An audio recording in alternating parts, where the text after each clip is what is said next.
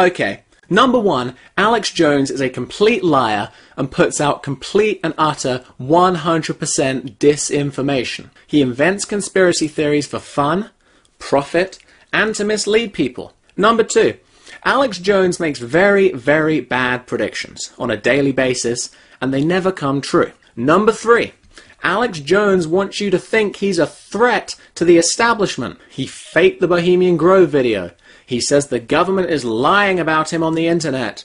He even took down his own Obama deception movie. Number four, Alex Jones says a lot of incredibly stupid stuff, such as NASA was founded by Aleister Crowley, animals are going to outvote humans in some kind of new democracy, and light bulbs are spying on us. Number five, Alex's show is not really about information whatsoever. It's really about psychological tricks and cultish micromanagement of his own audience. See, these are tricks they play on you. See, these are tricks they play on you. See, these are tricks they play on you.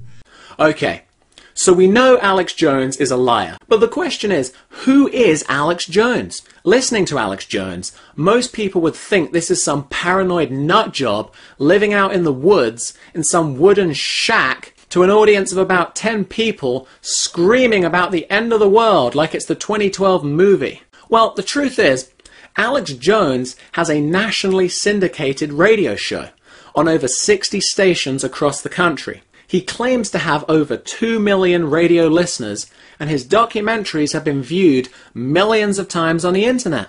On top of all of this, Alex Jones is frequently promoted by the mainstream media. Alex Jones has appeared on Fox News, CNN, ABC News, and others. Alex Jones hasn't just been promoted on the news. Alex Jones is also well connected in Hollywood. He's appeared on numerous entertainment and pop culture TV shows to talk not only about pop culture, but also to talk about his conspiracy theories. So the question is, why does the establishment love Alex Jones so much? What agenda does Alex Jones serve? Who does Alex Jones work for? Okay, to answer this question, let's go back to late 2009, early 2010. Deborah Medina was running for Texas governor against the incumbent Rick Perry and Kay Bailey Hutchinson. Medina was a hero of the conservative libertarian movement. Coming up in about 25 minutes, Deborah Medina, the candidate for governor of Texas in the Republican primary against Rick Perry and Kay Bailey Hutchinson. She continues to surge in the polls. She's a Ron Paul supporter, a Audit the Feder and In the Feder, a listener to my radio show, and she's the candidate for Texas. Now we're having the fake conservative rhinos replaced with true libertarian, true constitutionalists, true Americans. So whether she wins, loses, draws, whatever, or goes into a runoff with these characters, she is there injecting real issues, and this has a national import for our listeners across the country. A populist movement was growing. Real conservative candidates were winning pre-elections all over the country. The New World Order was going down. Deborah Medina was going to spark a movement to finally take back the United States of America. But all over the country, pro-liberty candidates are running in the Republican Party. This is very, very exciting. I mean, the city of Austin is a criminal group. We need your help. We need you as governor. If you could become governor, and it will then be a beacon to other states, Texas leads the nation, that if you can win in Texas, then in other gubernatorial races coming up, other in the Feders, true patriots, true libertarians, true constitutionalists will have even bigger shots. That's why this race is so important to the rest of the country. Deborah Medina was the only candidate who would support the individual, the business owner, the real American. Deborah Medina was going to eliminate the property tax. Well, the biggest thing we have to understand is the importance of private property ownership to a free and prosperous people. We don't own property in Texas. We don't own our homes. We don't own our businesses. And the property owners along the border are being run over by trespass every day. We've got to understand. That's right. We don't own it. We pay a rent on it. Go ahead. Got to understand the importance of private property ownership. That means eliminating property tax in Texas, finding another way to fund school and local government. Yeah, government's too big. I mean, we built this country without all these taxes. And that's not all. Medina was going to push back against the federal government. She was going to spearhead the movement for local states' rights. We need to stand up and interpose and nullify against all overreaching federal authority, and we need to begin to weed out and push the federal government out of all of the many areas of Texas that it is currently in. And they can't even get Congress to pass laws. They are lawless even at the federal level. Deborah Medina was going to get rid of the Federal Reserve. Manipulating our monetary supply, which undermines our whole free market economic system. We've got to get rid of the Fed. Deborah Medina was even going to fight the New World Order. I have a question here from Twitter. If elected, would you continue to speak out against the New World Order? Absolutely. Shifting gears, I've got the printouts, different newspaper and TV polls, some 91%, the lowest 68%. Every poll saying you won the debate. The polls say you won the last debate. And we've got to get you for governor. You've got a chance to win. You're winning on all the polls. You're surging in your overall numbers. People have to call their friends, their family, call talk radio. I'm hearing talk radio is on fire with you. Folks, we have a chance, and this will send a message nationwide. Everything was going so well. Deborah Medina was about to win. The establishment was finally going down.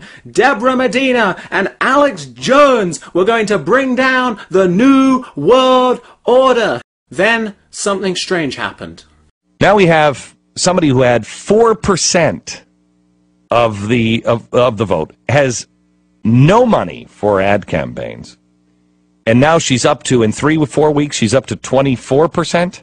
Welcome to the program, Deborah Medina. How are you? Great. Good to be with you, Glenn. There was a theme that ran against you, and that is you're a 9/11 truther. Do you believe the government was any way involved with the bringing down of the World Trade Centers on 9/11? I don't have all of the evidence there, Glenn. So I'm not in a place. I have not been out publicly questioning that. I think some very good questions have been raised in that regard. There's some very good arguments, and I think the American people have not seen all of the evidence there. So I've not taken a position on that. I think the people in America might think that might be a yes. Okay, Deborah, thank you very much. I appreciate it, and best of luck to you. Thank you, Glenn. You bet. Bye-bye. I think problematic. While I don't endorse anyone, I think I can write her off the list. Let me take another look at Kay Bailey Hutchinson if I have to. Rick, I think you and I could French kiss right now. Let me tell you something. He's a damn handsome man. He's a damn handsome man. Looks good in a pair of jeans. Wow. He's a handsome man. Wow. Deborah Medina went on the Glenn Beck show and just couldn't decide whether 9/11 was an inside job or not. Glenn Beck jumped on the attack, and from here on, Deborah Medina's chances of winning were completely and utterly zero. Now, Alex Jones was very quick to jump on this. Glenn Beck was a traitor, a scumbag, an anti-American, a fake conservative. Let's listen. He's there as a gatekeeper to be the leader of the Patriot movement, and we see him always at key moments showing he's a Benedict Arnold because it's such an example of sabotage. Glenn Beck with the Perry campaign, within 35 minutes, they already had robocalls going out that she's a 9/11 truther when I never asked her about that on air. And so they're sending in their agents like Glenn Beck to pose as one of us, so at key points, he can sabotage our movement. Yes, what a traitorous attack on Deborah Medina. Glenn Beck is such a traitor. Now, what happened 8 days later? Deborah Medina agrees that 9/11 truthers' beliefs are despicable. And I'm going to withdraw my support for Deborah Medina in this election if I don't hear an apology and a clarification on this. She needs to explain herself. For him to sit there and say we're despicable, we're horrible, we're evil. I'm not supposed to question that. I'm despicable to all my family listening in Dallas to the #1 talk station. I'm despicable. You agree that I'm bad? I mean, I'm despicable, and I'll show her after saying there's a lot of questions people have a right, and then I'll show her saying it's despicable. I don't like flip-flopping. I want people to do what they say, and at this point, we can't believe anything she says if she gets in office if she'll flip-flop like this. She better, hey, she's going to find out that who's really supporting her and that she better watch it. I just can't handle it anymore. I can't handle politicians. She did the bad thing.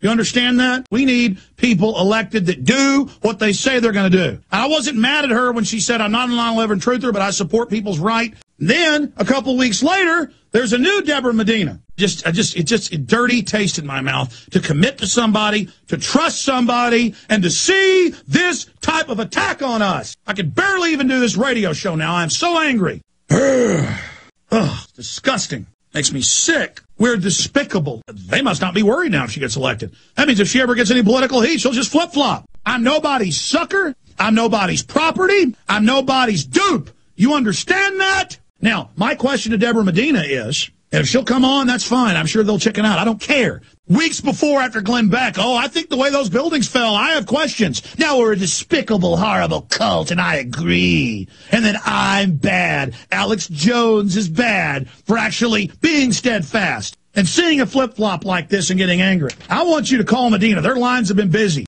877-WE-TEXANS. Yeah, we Texans aren't double talkers and flip-floppers and side crab walkers. That's what we're talking about, is a bunch of double-talking people.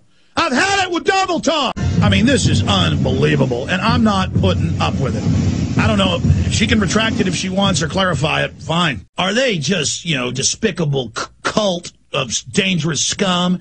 Absolutely. Absolutely, Mark Davis. I agree. It's ridiculous that I would even imagine to be involved with those people. And then I'm like, my God, what a betrayal. I feel betrayed. I think it was the relish. Absolutely. Oh, yeah. That's what happened. And somebody slaps me upside the head. I stand up against it. Get that straight. But again, I guess I should just say, yes, I'm despicable. I grovel to you. I'll slit my wrist for you. Anything you want. You are God. I'm not allowed to have my morals or my stands. I'm evil. I'm bad. Oh, my God, I'm despicable. I have to call these people out. Okay? That's what I do. You had to stand on principle and say, look, I agree people should be allowed to ask for an investigation. But no, we are despicable. You have attacked us, Deborah Medina. You have attacked me. So I don't want to hear I'm attacking you. You drew blood on us. You attacked us. You drew first blood. That's the way it is. I think everybody should call her campaign and email her and tell her where her support comes from and tell her you want an apology right now. Glenn Beck lost 500,000 viewers when I went after him in the last 2 weeks defending your sorry butt. What do you think's going to happen now when I come after you? Show her the power we've got. I'm sick of traitors. Wow. Alex Jones is bashing Deborah Medina like it's David Rockefeller. Why did Alex Jones completely tank Deborah Medina's candidacy live on air? Why would Alex Jones try to destroy the constitutional, libertarian, conservative candidate? What did Deborah Medina do that was so bad? Let's listen. To Austin, welcome gubernatorial candidate Deborah Medina. Hey, Deborah, how are you? Good. It is nice to have you.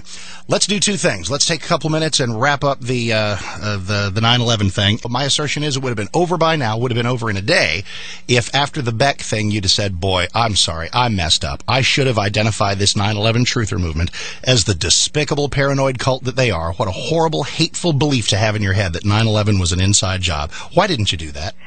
Yeah, I agree with you, Mark. I laughed it off whenever he said I was a truther because I thought it was so absurd, and I should have just said no, absolutely, I'm not a truther. I think it's abundantly clear I'm not a truther.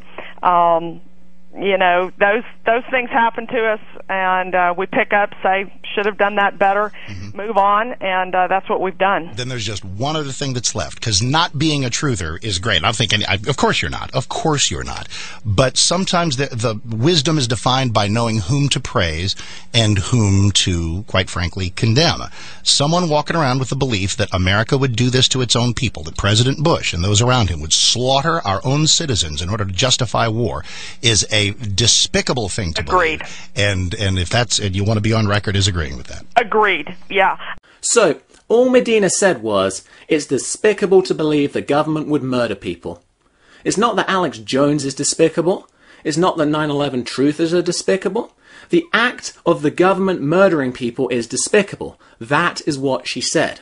And every time there's real candidates about to take the states back, they'll send in their little media whore. A lot of people are waking up. A lot of people are becoming conscious. The problem is the system didn't get where it is. The power elite didn't get where they are by being stupid. And they know how to take over movements. They know the best way to control opposition is to lead it. And every time there's real candidates about to take the states back, they'll send in their little media whore. Now look, let's think about this. Deborah Medina has appeared on Alex's radio show on multiple occasions. She was very friendly to Alex. Alex was very friendly to her. They supported each other. Does it make any sense whatsoever that Medina would be calling Alex despicable? Of course she wasn't calling Alex Jones despicable. So what's going on here? Was Alex Jones working for Rick Perry the whole time? Let's listen. Maybe it's better to just keep Perry in, so everybody hates him more and the government gets more discredited. Maybe it's better to have a lame duck Perry in there. Because if she'll flip-flop like this, why not just have Kay Bailey Hutchinson and Rick Perry? And then I got it from another source who was with Rick Perry, who's a household name, earlier in the week on Wednesday, that Rick Perry's worried about 3 people, and so are the Republicans nationally. Alex Jones, Ron Paul, and Deborah Medina. And then I got it from another source who was with Rick Perry. And then I got it from another source who was with Rick Perry.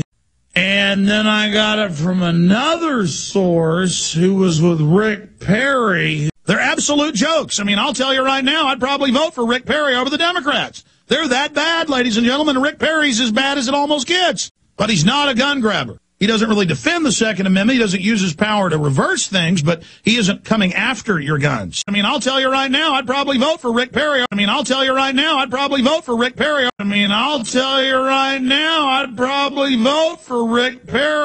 Bottom line, if it goes into a runoff and Medina's kicked out somehow, I will vote for Rick Perry over Kay Bailey Hutchinson. I will vote for Rick Perry over Kay Bailey Hutchinson. I will vote for Rick Perry over Kay Bailey Hutchinson. Bottom line, if it goes into a runoff and Medina's kicked out somehow, you drew blood on us. You attacked us. You drew first blood. That's the way it is. And if it goes into a runoff and Medina's kicked out somehow, I will vote for Rick Perry over Kay Bailey Hutchinson. He literally goes up there, puts on this act. I've been in the same restaurant with Perry when he's meeting with people. It's all intellectual talk. He's all very graceful.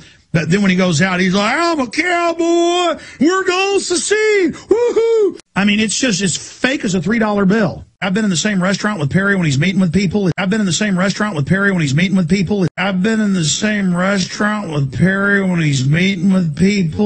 mean, it's just as fake as a $3 bill. You know, as much as I don't like Rick Perry, and he's been on the show before, by the way, as much as I don't like him, I really don't like Kay Bailey Hutchinson. And he's been on the show before, by the way. When I showed Endgame Blueprint for Global Enslavement in Austin, Texas, at Alamo Draft House on South Lamar 2 years ago, one of the chief people in Rick Perry's office showed up. And he said, I heard Rick Perry's in the film. I'm a listener to the show. I wanted to see it. One of the chief people in Rick Perry's office showed up. One of the chief people in Rick Perry's office showed up. One of the chief people in Rick Perry's office showed up. What's going on there? Because we know these two are working together. And they act like they're fighting on the surface. I mean, that is too incredible. And we know what it's like to be under the thumb of tyrants. Man, I've met Rick Perry. I know Rick Perry. He does not normally talk with that big of a Texas accent. I've met Rick Perry. I know Rick Perry. I've met Rick Perry. I know Rick Perry. That here's Rick Perry, Bilderberg Group member, New World Order, everything else. I've met Rick Perry. I know Rick Perry. Bilderberg Group member, New World Order, everything else. What's going on there? Because we know these two are working together. And they act like they're fighting on the surface. Rick Perry's talking about how I am in his top 3 enemies. And they act like they're fighting on the surface. On record one time, we had a reporter down at the Capitol, and Rick Perry walks out, and they go, hey, Governor Perry, it's Alex Jones here on the phone. And he goes, what are you doing, you big old fat hog? And they act like they're fighting on the surface. And he goes, what are you doing, you big old fat hog? And they'll be at a restaurant, they'll just walk right over. The governor will walk right over when I'm at Nuevo Leon in front of witnesses and say, "You have a nice Thanksgiving, Alex." And then one time he was on the show and was, calling me names and things. The point is... So, Alex Jones, he says he knows Rick Perry. He knows his accent well. He met Rick Perry in a restaurant. He had Rick Perry on his radio show. He has sources at the highest level of Rick Perry's administration. He even had one of Rick Perry's people show up at a screening of his movie Endgame. On top of all that, Alex Jones says Perry is a Bilderberg member, but he would actually vote for Perry. And then we see how Alex Jones tanked Deborah Medina. It should be very, very clear that Alex Jones was working for Rick Perry the whole time and monopolizing the anti-government movement to later destroy it. Now, Deborah Medina's 9/11 comments were incredibly naive. So we have to ask, was Deborah Medina in on this as well? We can't be sure, but it's possible she took a paycheck in return for sinking her own candidacy. I mean, this is politics after all. Now, it gets even worse than that.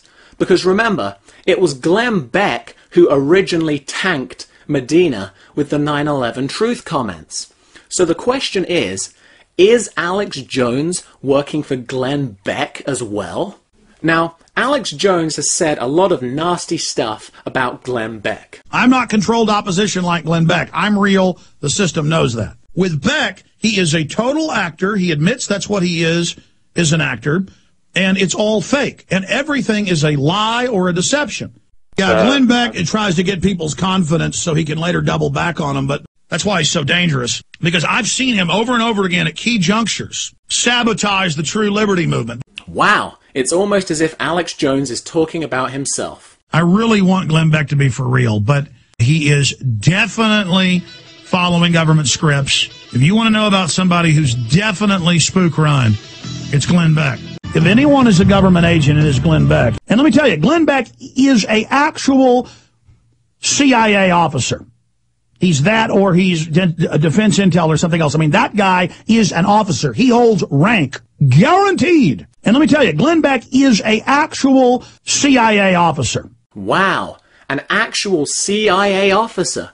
Now, the thing is, Alex Jones seems to have quite a few connections to Glenn Beck himself. Let's listen. But I'm not even saying Glenn Beck's a bad guy. I've talked to two people, high level at Fox News. One of them's a household name, who say Glenn Beck is scared to death and knows this is all real now and has bodyguards and didn't know what he got into. I've talked to two people, high level at Fox News. I've talked to two people, high level at Fox News. I've talked to two people, high level at Fox News. One of them's a household name. One of them's a household name. One of them's a household name. I had a radio exec in my office Friday, a guy that works with all the big executives, Glenn Beck's people, Limbaugh's people, everybody. I'm just going to leave it at that. He knows them all. A guy that works with all the big executives, Glenn Beck's people, Glenn Beck's people, Glenn Beck's people. Look, here's the deal with Glenn Beck, okay? I happen to know people that know Glenn Beck and work with him. And he absolutely hates my guts. I happen to know people that know Glenn Beck and work with him. I happen to know people that know Glenn Beck and work with him. I happen to know people that know Glenn Beck and work with him. And he absolutely hates my guts. And he absolutely hates my guts. And they act like they're fighting on the surface. And I even know through contacts with his producer at Fox, they don't want it. Thank you, we'll look at it, click. And I even know through contacts with his producer at Fox. And I even know through contacts with his producer at Fox. And I even know through contacts with his producer at Fox. Look, I'm not stupid, and I'm not going to get into any details, but I could certainly go, if I played my cards right, go join Team Fox, ladies and gentlemen. Go join Team Fox, ladies and gentlemen. Go join Team Fox, ladies and gentlemen. Go join Team Fox, ladies and gentlemen. Aha! So Jones has contacts with Glenn Beck's producer. He has contacts at the highest levels of Fox News. He knows the producers of Glenn Beck's radio show. And he says he could very easily work for Fox News. Isn't this all so very interesting?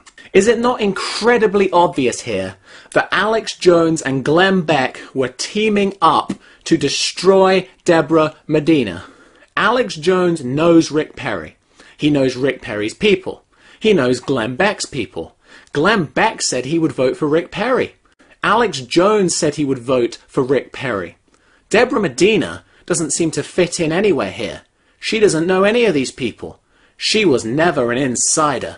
Now, just a few months after calling Glenn Beck an actual CIA officer, Alex Jones had a small change of mind. That's a big, bold shift for Glenn Beck. What's your take on him coming out and talking about false flag terror? Coming out and talking about false flag terror. Coming out and talking about false flag terror. I want to say this. I mean, I told Beck months ago, cover poison in the water supply, cover eugenics. He has been. Last week he was talking about Rockefeller, not just Soros being part of the New World Order. So he's moving in the right direction, and so I would look for him to be destroyed. So he's moving in the right direction, and so he's moving in the right direction, and so he's moving in the right direction, and so I would look for him to be destroyed. When I made the prediction on air a month ago that if Beck continues to really start getting hardcore and telling the truth, he won't be on Fox. And then the New York Times, Beck told him Roger Ailes is mad at him and he might get pushed out. I mean, that's incredible. That if Beck continues to really start getting hardcore and telling the truth, that if Beck continues to really start getting hardcore and telling the truth, that if Beck continues to really start getting hardcore and telling the truth, he won't be on Fox. I mean, that's incredible. Wow, isn't it just incredible? It appears that Glenn Beck has had a falling out with the CIA and is now really telling the truth. Now, let's move on to Rush Limbaugh. What did Alex Jones have to say about Rush Limbaugh back in the good old days? Rush Limbaugh lied about weapons of mass destruction. Exactly. I always hear Limbaugh and Hannity still saying WMDs were found, even as the UN and Bush admit that it was staged, was fake. It doesn't matter. They still say every day, no, it's real. No, the WMDs were there. Again, they're kind of living in the old model or the old download. Rush Limbaugh is a fake conservative. And you cowardly, foolish, fake Limbaugh-listening conservatives confronted me on the street and in emails. Cowardly, foolish, fake Limbaugh-listening conservatives. Cowardly, foolish, fake Limbaugh-listening conservatives. Cowardly, foolish, fake Limbaugh-listening conservatives. Rush Limbaugh is just a Republican phony. And Limbaugh and Hannity, they're not going to tell you all this stuff. Or they'll tell you the Republicans are going to save you and they're going to bring the same deal. Rush Limbaugh is really working for Obama. You know, when Limbaugh attacks him for phony reasons, that only makes the left support him more. And Limbaugh and Obama are both for trillions to the banks. Rush Limbaugh is an establishment frontman. And that's why Bill Clinton came out and said, we've got to shut down talk radio. Limbaugh, when Limbaugh is an establishment frontman to neutralize conservatives. Rush Limbaugh is a complete drug addict train wreck. They're going to have Limbaugh thoroughly discredited, looking like he was drugged out of his mind again when he was up on stage. He admits he took 100 Oxycontins a day, folks. That would kill 7 horses of average weight. I mean, that's how big his liver is. That's how much hillbilly heroin this boy takes. I watch Limbaugh morph into what he is today, and he really is a shameful egomaniac whose mind's partially rotted from synthetic heroin known as Oxycontin. And he's a horrible hypocrite who says put people in jail for their first time with cocaine, but don't put him in jail doctor shopping and taking 100 Oxycontins a day. But he's a sad person. Oh, but isn't it funny how things change? I mean, Rush Limbaugh was telling the truth. And sure, he tells the truth about the Second Amendment or property rights. He's good on a lot of things. Limbaugh is something entirely different. Limbaugh's even been linking to PrisonPlanet.com stories, folks. And Limbaugh and others are admitting now, and this is why they're finally telling the truth, they're getting scared, that the old money doesn't like new money. If you're not part of their clique, you are to be destroyed. And Limbaugh and others are admitting now, and this is why they're finally telling the truth, they're getting scared. I mean, is it not amazing that Limbaugh is now saying there's basically a secret ruling elite that's robbing America? I give credit where's due. Limbaugh and Savage. They're the only ones going all the way. Limbaugh and Savage. They're the only ones going all the way. Rush Limbaugh, and I agree with him. I'm glad he's really coming out now and telling it like it is. Rush Limbaugh, and I agree with him. I'm glad he's really coming out now and telling it like it is. That's a big deal to have Limbaugh coming out saying we may have martial law in America. I mean, Limbaugh is actually telling the truth, the complete truth in saying this. Wow, Limbaugh is genuinely upset. I think boy, they're going to really come after him now. With Rush Limbaugh, what you hear one year is the same a year later. I want to embrace truth. I want to embrace Rush Limbaugh. I want to embrace truth. I want to embrace Rush Limbaugh. I want to embrace truth. I want to embrace Rush Limbaugh. I even heard Limbaugh this week admitting the government wants to wreck the economy so they can run it. Limbaugh's finally getting it. It's a conspiracy, Limbaugh. Welcome to the club. It's a conspiracy, Limbaugh. Welcome to the club. It's a conspiracy, Limbaugh. Welcome to the club. I mean, it's Media Matters that says Rush Limbaugh is a liar.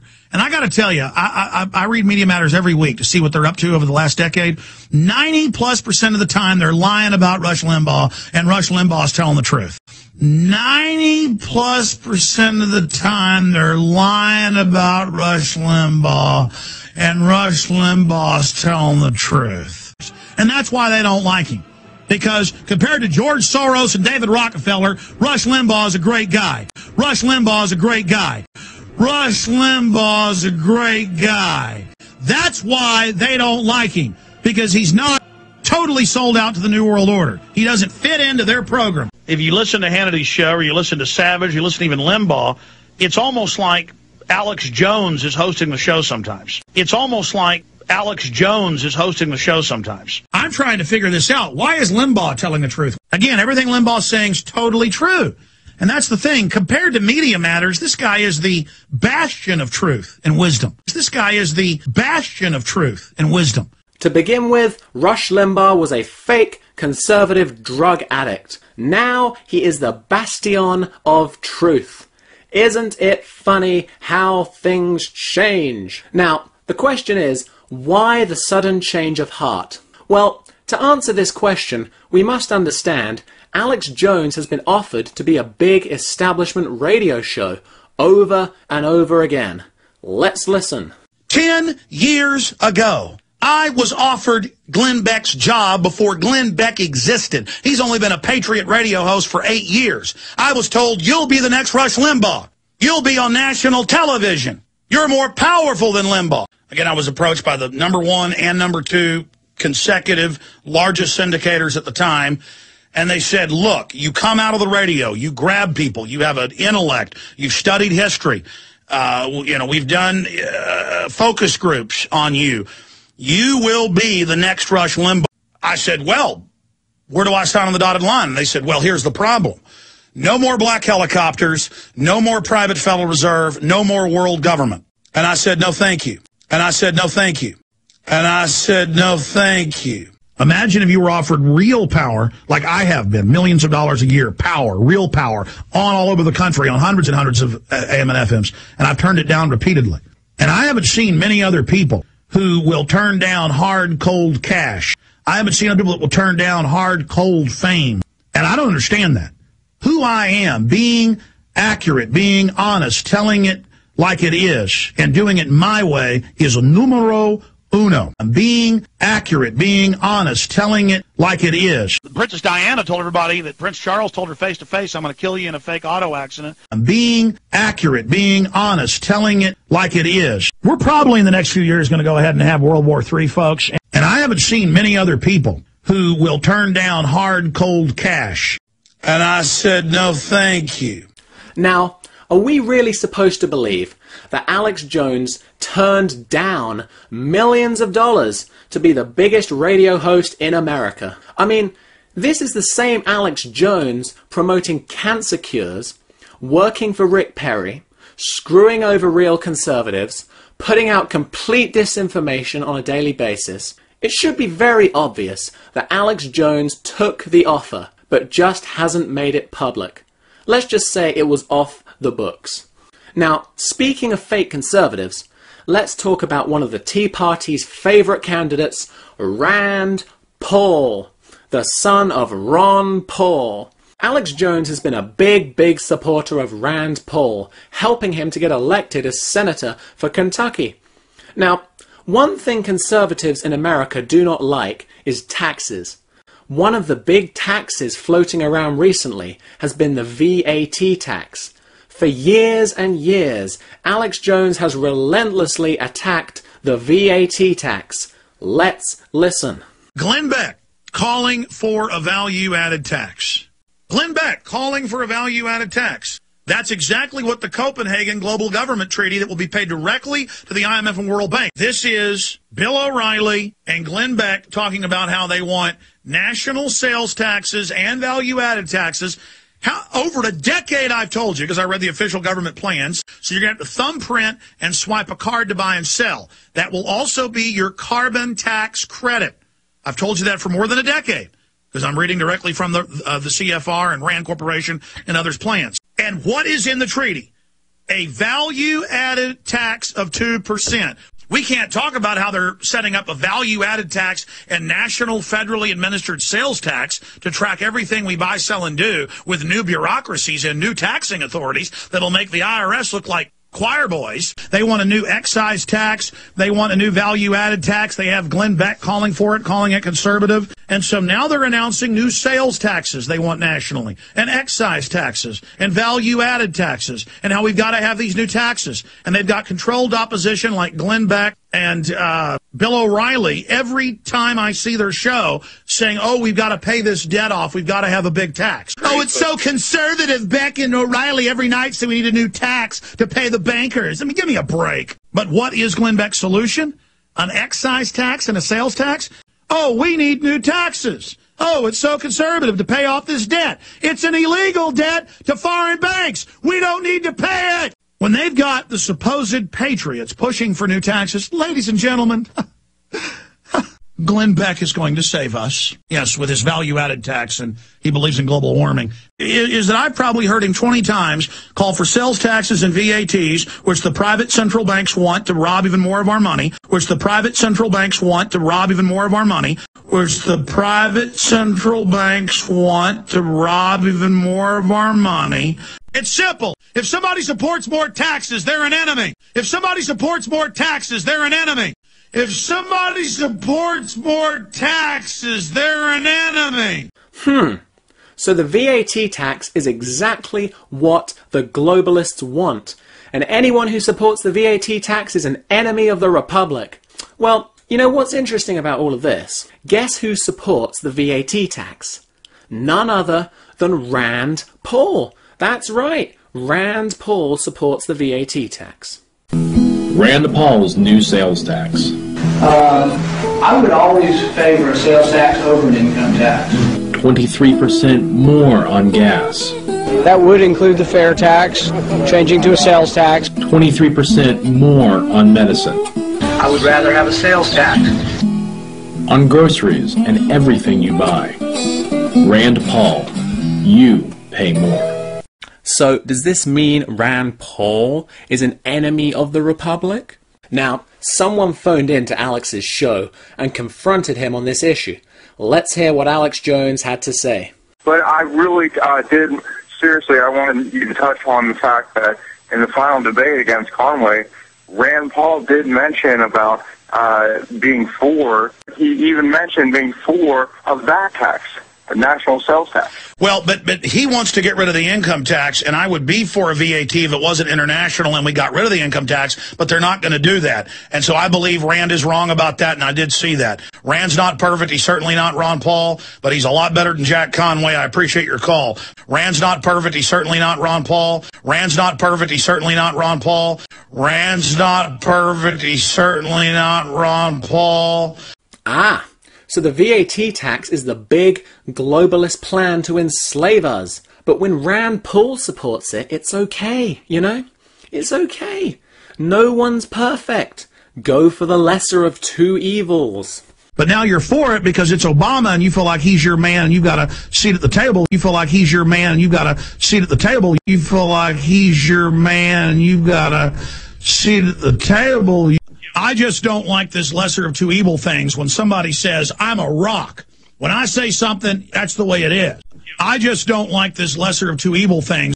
I just don't like this lesser of two evil things. I just don't like this lesser of two evil things. Rand's not perfect. He's certainly not Ron Paul, but he's a lot better than Jack Conway. Now, if you look at Rand Paul's policies, they're very similar to that of the Republican Party. But yet, the whole time, Alex has been trying desperately to sell Rand Paul as an anti-establishment candidate.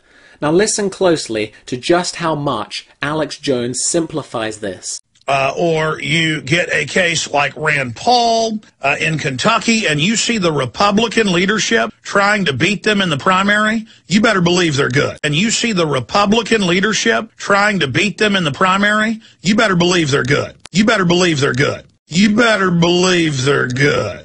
Look, this woman's a nut. She wants fluoride out of the water. Soon as you hear that, vote for. Soon as you hear that, vote for.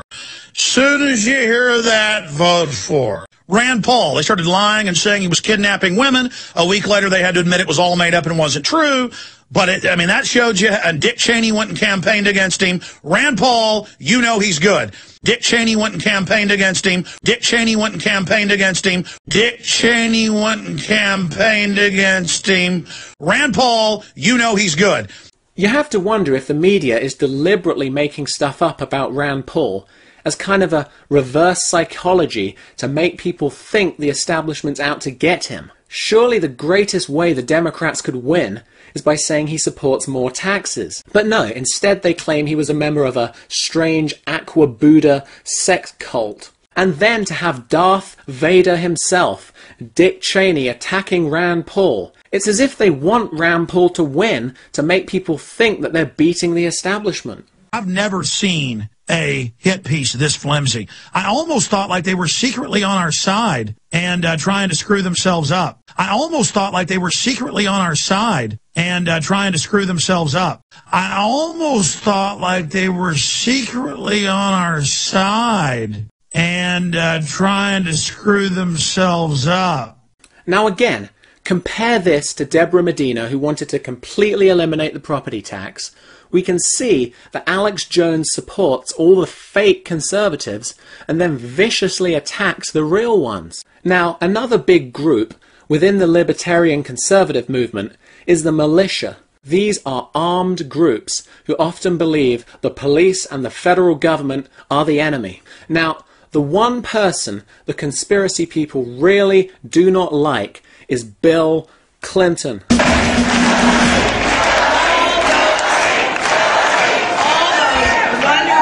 Women.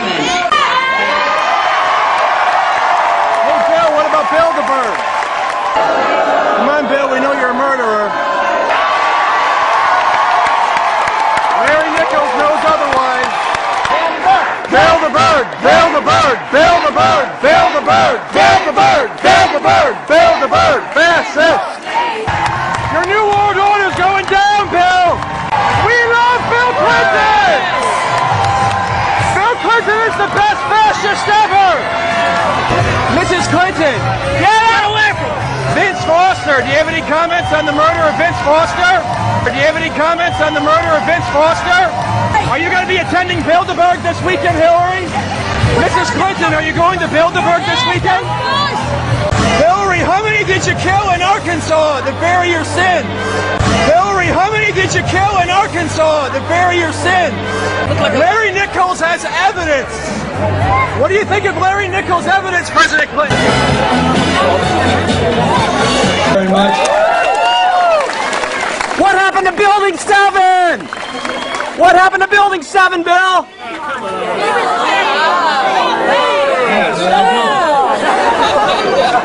I don't even know where it is.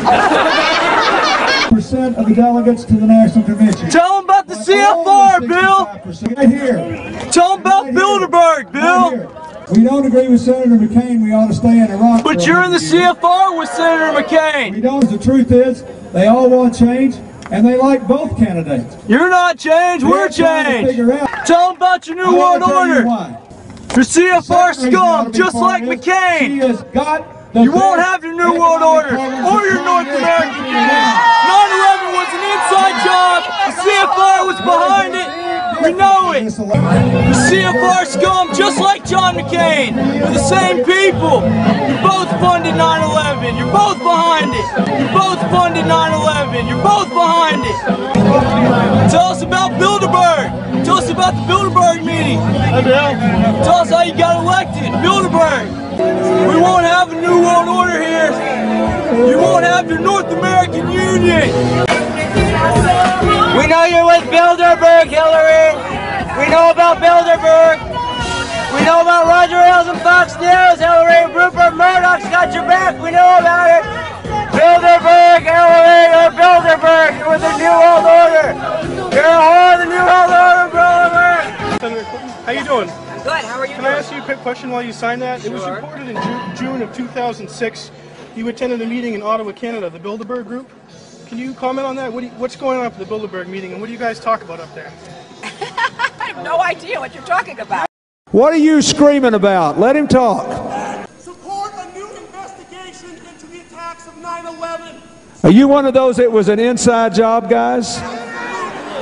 Well, let me tell you something. 9/11 was not an inside job. It was an Osama bin Laden job with 19 people from Saudi Arabia. But it's all right. If you don't have any self-control, we can live with it. But just think about that.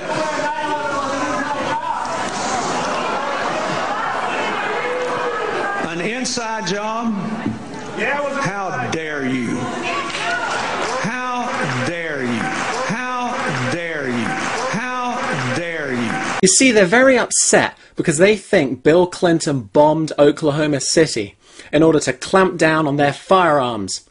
Alex Jones has many of these people in his audience, so he really has to attack the Clintons to have any kind of credibility. So, what does Alex Jones have to say about the Clintons? Let's find out. Boom. Bill Clinton arrogantly shows up thinking people want to listen to his lies. I did not have sex with that woman. Monica Lewinsky, how dare you? How dare you? That idiot shows up, and that's how arrogant they are. He thinks it's going to help, and the idea of government-sponsored terror isn't going away. Hitler did it. Caesar did it. Bill Clinton did it. Bill Clinton openly campaigning against Barack Hussein Obama for his wife, Hillary. Hillary, total globalist, anti-gun, the original harbinger of government socialist health care, total globalist.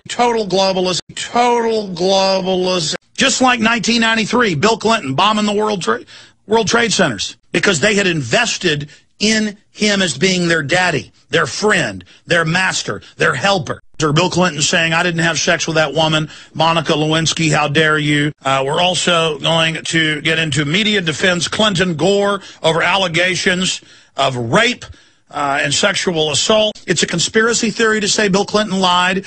I didn't have sex with that woman, Monica Lewinsky.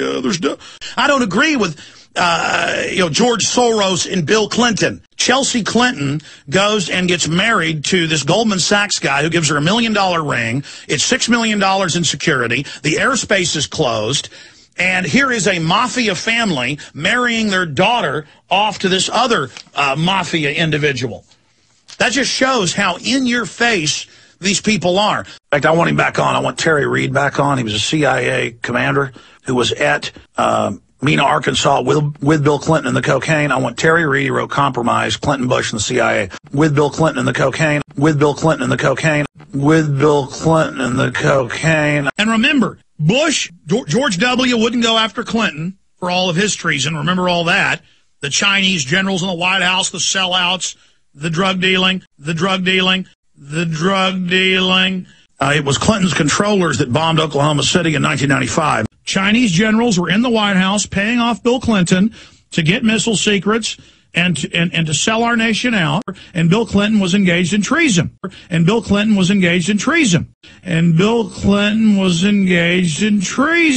It's worse than Bill Clinton saying, I didn't have sex with that woman, Monica Lewinsky, shaking his finger. Have you read Hillary Clinton's now declassified treatise to Saul Alinsky about how she wants you to live in work brigades, basically? Hillary Clinton's Saul Alinsky thesis, which has been classified, has been released in full. We were reading over this some during the break. It is absolute communism, how she's a communist. Oh, God help us. I mean, how did we ever let this... Folks, communists killed 3, 4, 5 times, depending on which numbers you look at, more than Hitler. We've got Hillary Clinton's own treatise where she admits she loves communism and covertly taking over the government. Just like Republicans thought they'd won and defeated Bill Clinton after 8 years of hell. Bill Clinton, hundreds and hundreds of people that were on his list, and it did come out, mainstream news, he did have a list, they would end up dying. And I don't want to die. I'll be honest with you. This is the kind of crap that they walk up in a grocery store parking lot and cap you in the back of the head and take your wallet. And if that happens to me, because it says Bill Clinton's involved in this, and he runs hit teams, murder teams. Don't forget the Clinton Chronicles and all of that, the death list. I mean, I am on the White House enemies list, Bill Clinton running it. Bill Clinton doesn't play games. You know, we're not messing with their families. Don't mess with our families. The problem is the Clintons, they don't have any rules. They go after families, kids. They're just absolute scum. The problem is the Clintons, they don't have any rules. They go after families, kids. They're just absolute scum. For a time, the CIA section chief in London ran Hillary and Bill. That's now declassified. Then in the mid-'70s, when he was CIA director, George Herbert Walker Bush managed and handled William Jefferson Clinton. They then ran narcotics together at Mena. I've had the CIA officers on record. They then ran narcotics together. They then ran narcotics together. They then ran narcotics together because Bill Clinton was the only person that had sex with Monica Lewinsky and did disgusting things with cigars with her. And did disgusting things with cigars with her. And did disgusting things with cigars with her.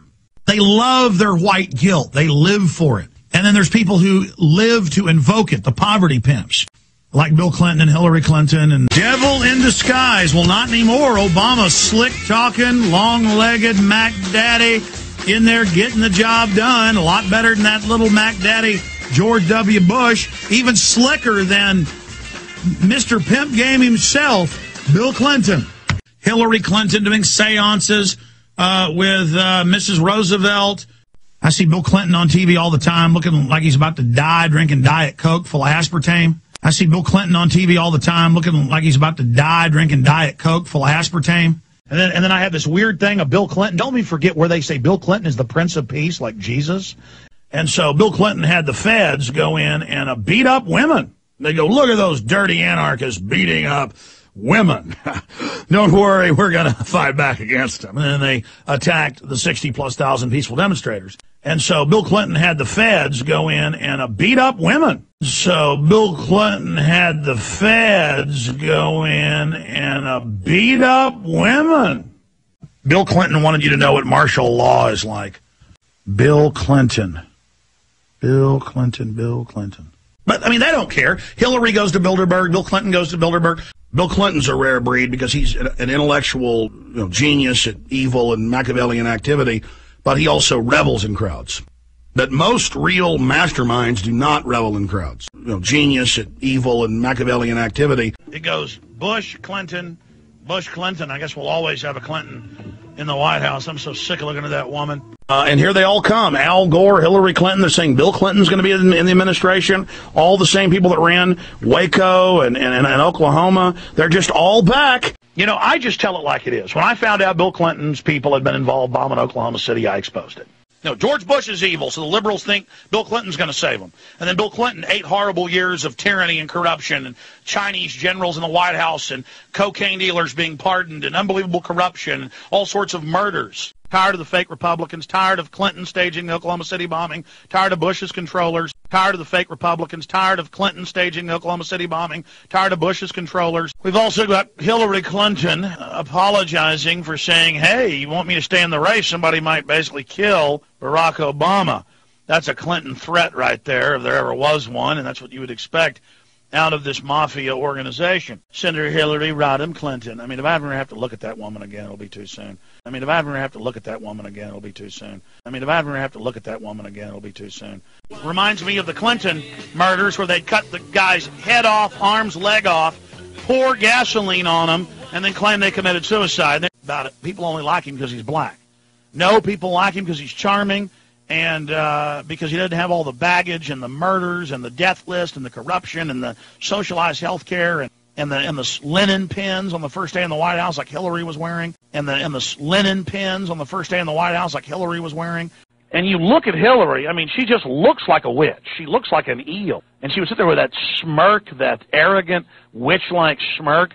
She looked like a moray eel. I mean, I don't usually judge a book by its cover, but she's repugnant. Look, I don't like Barack Obama, but I really hate Hillary Clinton. I really hate Hillary Clinton.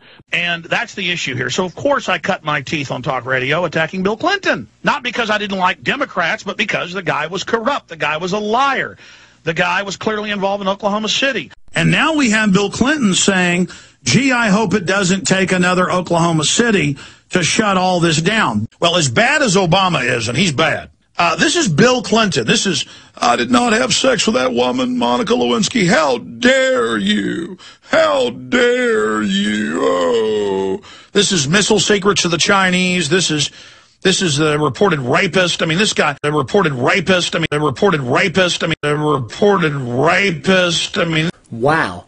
Alex Jones really seems to hate Bill Clinton.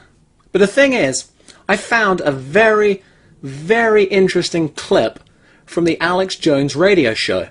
Listen to this. Well, you know, Bill Clinton was in town last year, and my wife's mother has been active in the Democratic Party. So it was a Democratic Party dinner. There was about 100 people there, and they're all around Bill Clinton talking.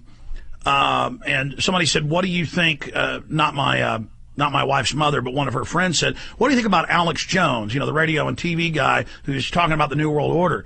And Bill Clinton said, let me think of the exact quote, Alex Jones is one of the most important commentators, and what he's saying is some of the most important things being said in the world. And they said, you mean Alex Jones, the young anti-New World Order guy? He said, yeah, Alex Jones, and mentioned some things. I mean, that is just absolutely incredible, and it's kind of bone-chilling, Alan. Mm-hmm. Yeah, well, they are monitoring, as I say, anyone who they claim is an agitator or someone that can break through the matrix. But why would he say something nice about me? It doesn't necessarily be nice. See, what you're saying is what we are saying is important. In other words, it's true. And, of course, it means that this, because it's so true, they cannot ignore it. But they also hope the public or the general public will be overwhelmed with the regular media, which keeps them in limbo. Well, Alan, isn't there something even more? Within the pyramidal structure, according to Rothkopf and others, and I agree, there's only about 3,000 to 6,000 people that even have 5% of the big picture, and that we've reverse engineered from their documents and reading different compartments of their operation really accurately what they're doing. And so the few commentators or reporters out there that actually know what they're doing and accurately are reporting it, they are recognizing that, because even within their own elite, most of their people don't realize the big picture. And I think that's another danger, is members of the elite, members of the establishment who didn't have the full picture are hearing and seeing what we have to say, and I think that's causing them some problems. And Bill Clinton said, Alex Jones is one of the most important commentators, and what he's saying is some of the most important things being said in the world. And Bill Clinton said, Alex Jones is one of the most important commentators, and what he's saying is some of the most important things being said in the world. But why would he say something nice about me? But why would he say something nice about me? But why would he say something nice about me? I mean, that is just absolutely incredible. So Alex Jones calls Bill Clinton a rapist, a murderer, responsible for Oklahoma City, and then in return, Bill Clinton praises Alex Jones. Bill Clinton praises Alex Jones. Bill Clinton praises Alex Jones. Bill Clinton praises Alex Jones. Interestingly enough, Alex's good friend Charlie Sheen is also connected to Bill Clinton. He's officially asking Obama to meet with him when he's out on the trail, or Charlie will fly to meet with him.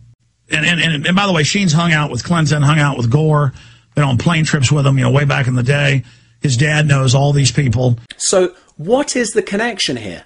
What is Alex's agenda? What is Alex's agenda? What is Alex's agenda? Well, if Bill Clinton really did bomb Oklahoma City, and there really was a plan to wipe out the population, you'd think the natural response would be violence.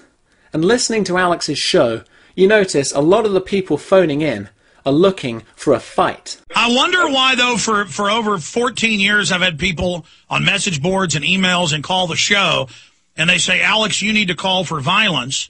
And then I never see them go out and commit the violence. I mean, you want me to? Who am I supposed to attack? I mean, tell me right now, who am I supposed to go out and target today? One person phoning into the show asks, who do we start shooting, and when do we start shooting them? But at one point, somebody's going to have to address the issue of who gets to give the orders to fire, and when, and under what circumstances. And when is that going to happen? Who are going to be the people? Because it's not enough and it's not sufficient just to own the guns. And just waving the guns and just owning them, at one point someone's going to have to use them, and somebody's going to have to determine who are the commanders, who are the people who are... I mean, you get my point, right? Another phone caller says, shall we have a peaceful revolution, or shall we have a violent revolution? And finally, when we have everybody on our side, what is it going to be, a violent revolution? Another caller suggests we should walk around in groups with guns pointing outwards. I think if we get everyone that thinks like you together, we can do more together than we can apart. If we're all together in one spot, they can chop our head off. We don't want a one-headed hydra. Not if we have guns. Not if we have guns. Not if we have guns. Now you notice, every time someone tries to stir up violence, Alex is very quick to denounce it.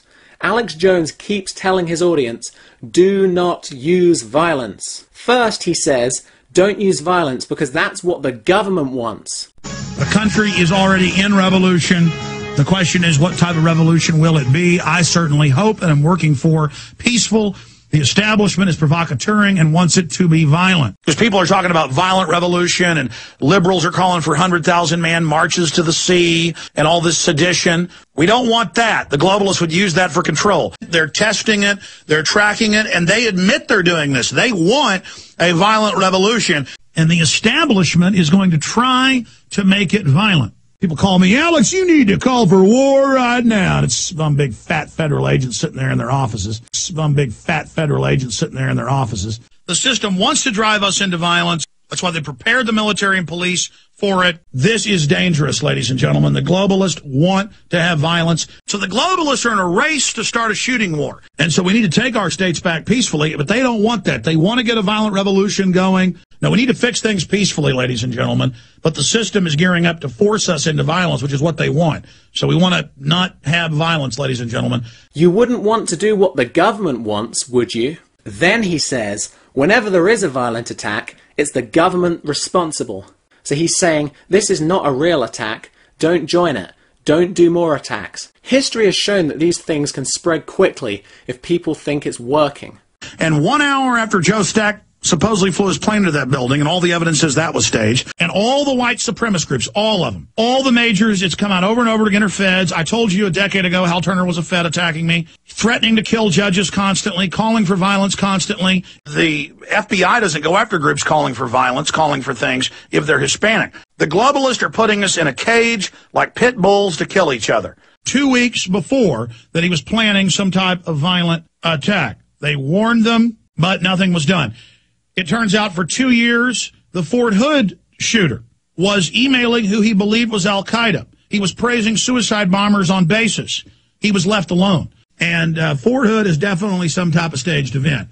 At bare minimum, they knew he was going to do it and let him do it. I mean, you badmouth Obama in the slightest way, you get court-martialed or a dishonorable discharge. This guy was running around for 4 years going wild on Bush, Obama, you name it, and they let that guy do what he did. No doubt they're staging many of these brick-through-the-window events. Democrats have been caught doing this before. Every major activist group in England that does engage in violence and does call for violence, the reason you know they're feds is because time and time again it's come out that they are working for the British government or the Australian government or the Canadian government or the German government. Yeah, how do you like it, conservative talk show host, when the feds blew Oklahoma City sky high? Then Alex Jones says, whenever there is real violence, it's only losers and outcasts that do it. So it's not something you want to do. You're not a loser, are you? There's two classes, and that is the spoiled brat, live with mommy. My wife divorced me, so I'm going to kill her and kill the kids and then kill her family. There's the spoiled brat, instant gratification, mama's boy. And then there is the enraged postal employee who goes in and shoots people at an office. And those are real and they happen. This is a violent society. Then Alex Jones says maybe he would be violent, but only if he's being taken to a concentration camp. So the message is, don't be violent until that happens. So on record, I am nonviolent unless it means somebody's taking me and my children and putting us on army trucks, which they're trained for. Houston Chronicle, they built FEMA camps. Then Alex Jones gives examples of how to have success peacefully. Look, sir, we are waking people up peacefully right now, and this is a big wake-up call for folks. And we're trying through the states peacefully, and it looks like we're going to have success if we get involved and support them. I've seen a lot of people who call for violence or just go get a shed out in the countryside and wait for the first government person to come on their property so they can kill them. And then you got some stupid census worker comes knocking on the door and somebody shoots them. They don't deserve to be killed. They don't deserve a death penalty. You can't be judge, jury, and executioner. We are about due process of law here. We're about justice. And that's why when the cops put some teenager in handcuffs and shoot him in the back, those cops deserve to go to prison. But you just can't go grab a bunch of cops and hog time and then take them into some ditch and blow their heads off. They know that our best chance of defeating them politically, non-violently, is taking control of the states through the legislative process and saying no. Exactly. Guns are a key insurance policy against tyranny, but they're the most disgusting cop-out. People just sitting on a hoard of weapons and food, never doing anything, waiting to be dug out of their holes. You need the backup and the boogie-out plan, the bug-out plan, but at the same time, you need to be out there engaged at city council in a suit. You also notice that Alex Jones even uses a lot of violent language on his show, but he uses it to describe peaceful things. This is a war, and when you speak out, it's a weapon. I'm going to give you a weapon that's packed with the truth that'll blow the hell out of the enemy. Now get ready! Get ready! With a concerted, grassroots, lone wolf attack! But if we just attack the bully, if he's bigger than us in the info war, they'll pick up a rock, slam it upside their head. I mean that figuratively. I mean, do whatever you got to. Pick up a stick. We need to have a call to arms peaceably in the info war, a call to the info war. We planted all the seeds, ticking time bombs in the info war. You see a lot of them exploding daily. That's nothing. As things get worse, the info bombs will just detonate and not hurt people, but unlock minds. And I'm just thinking about pulling the trigger right now for the Obama deception. Pulling the trigger right now for the Obama deception. Pulling the trigger right now. Pulling the trigger right now. Picture the enemy's info war tanks coming over, blasting, firing at the population. And you're just up there with those rockets, blasting them, blowing them to bits, hit them in the treads, immobilize them, and then just keep getting more of the film out. Go in, throw a hand grenade down in the hatch, boom! We have these people dead to rights. We have them dead in our sights. We're fully loaded, like 100 submarines lined up with torpedoes in the chute. We've got the enemy aircraft carrier 1,000 yards away from us. Flood those torpedo chutes and fire weapons now. I've been screaming fire weapons since Friday. And I know all the other talk show hosts and writers listen to me. I don't care who fires torpedoes. I've given you the facts and how to sink these people. Fire weapons! Fire! What are we waiting for? Fire! But the police, the military, the juries, the grand juries, everybody just stands around afraid to take these people on. Now, we literally have got our guns trained on these people, and nobody's opening fire. Well, I'm opening fire in the info war right now. Don't wait for orders from headquarters. Fire at will. flood those torpedo tubes and launch, launch, launch, launch, launch, launch, launch, launch, launch, launch. Now, we literally have got our guns trained on these people. Now, we literally have got our guns trained on these people. Now, we literally have got our guns trained on these people. Notice he says he already has his guns literally pointed at them. So these can't be real guns, they are info guns. It's all a big psychological game. Then you'll notice how angry Alex gets as he describes all of these sickening things. I am an animal. I am vicious. You know, at a sick level, I'd love somebody to try that. I want to literally rip their head off their shoulders. And the people are so cowardly, Bob, they think I'm making it up that I've taken guns away from people. I don't understand why people are so wimpy. I don't think of myself as a tough guy, Bob. Somebody comes after me, I can't control myself. What is wrong with these people? I drive by fatality accidents every year. I was driving down to the coast with my kids a few years ago and literally saw smashed bodies and blood all over the embankment with a couple wrecked cars because the police had just gotten there and it was traffic. And I drove by and just saw blood and guts on the wall. These are sickos. These are people that have had billions of dollars, all the money, all the sex, raping kids. Stuff you see in movies like Hostel, that's all over the European news every week, where they find young women with their teeth ripped out, heads cut off, torture dungeons with people hanging on meat hooks. And it's just kept quiet back in the newspaper. That's what these people do on holiday. They're just ripping children's teeth out with pliers, sawing people in half, dipping people in acid, giant torture camps, underground facilities in Romania and everywhere else with horse stables and where they have torture camps. And it just comes out, and the CIA people are in there just raping and slaughtering and just loving it. It's all part of their satanic enjoyment.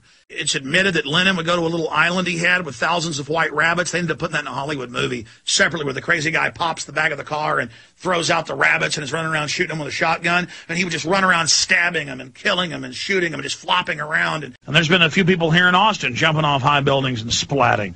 And you're not human, and it's a big joke when they just shotgun a little kid and the kid blows in half. They go, "Rogue leader, that little bastard, look at him crying." I mean, it's just, you know, hey, let's get this family's car and run over it with a tank. There's video. Yeah, look at this family drive by. And it's just like, and just when you're dying, at least know they did it, okay? When your whole town's flopping around, vomiting their guts out, you know, crapping their guts out.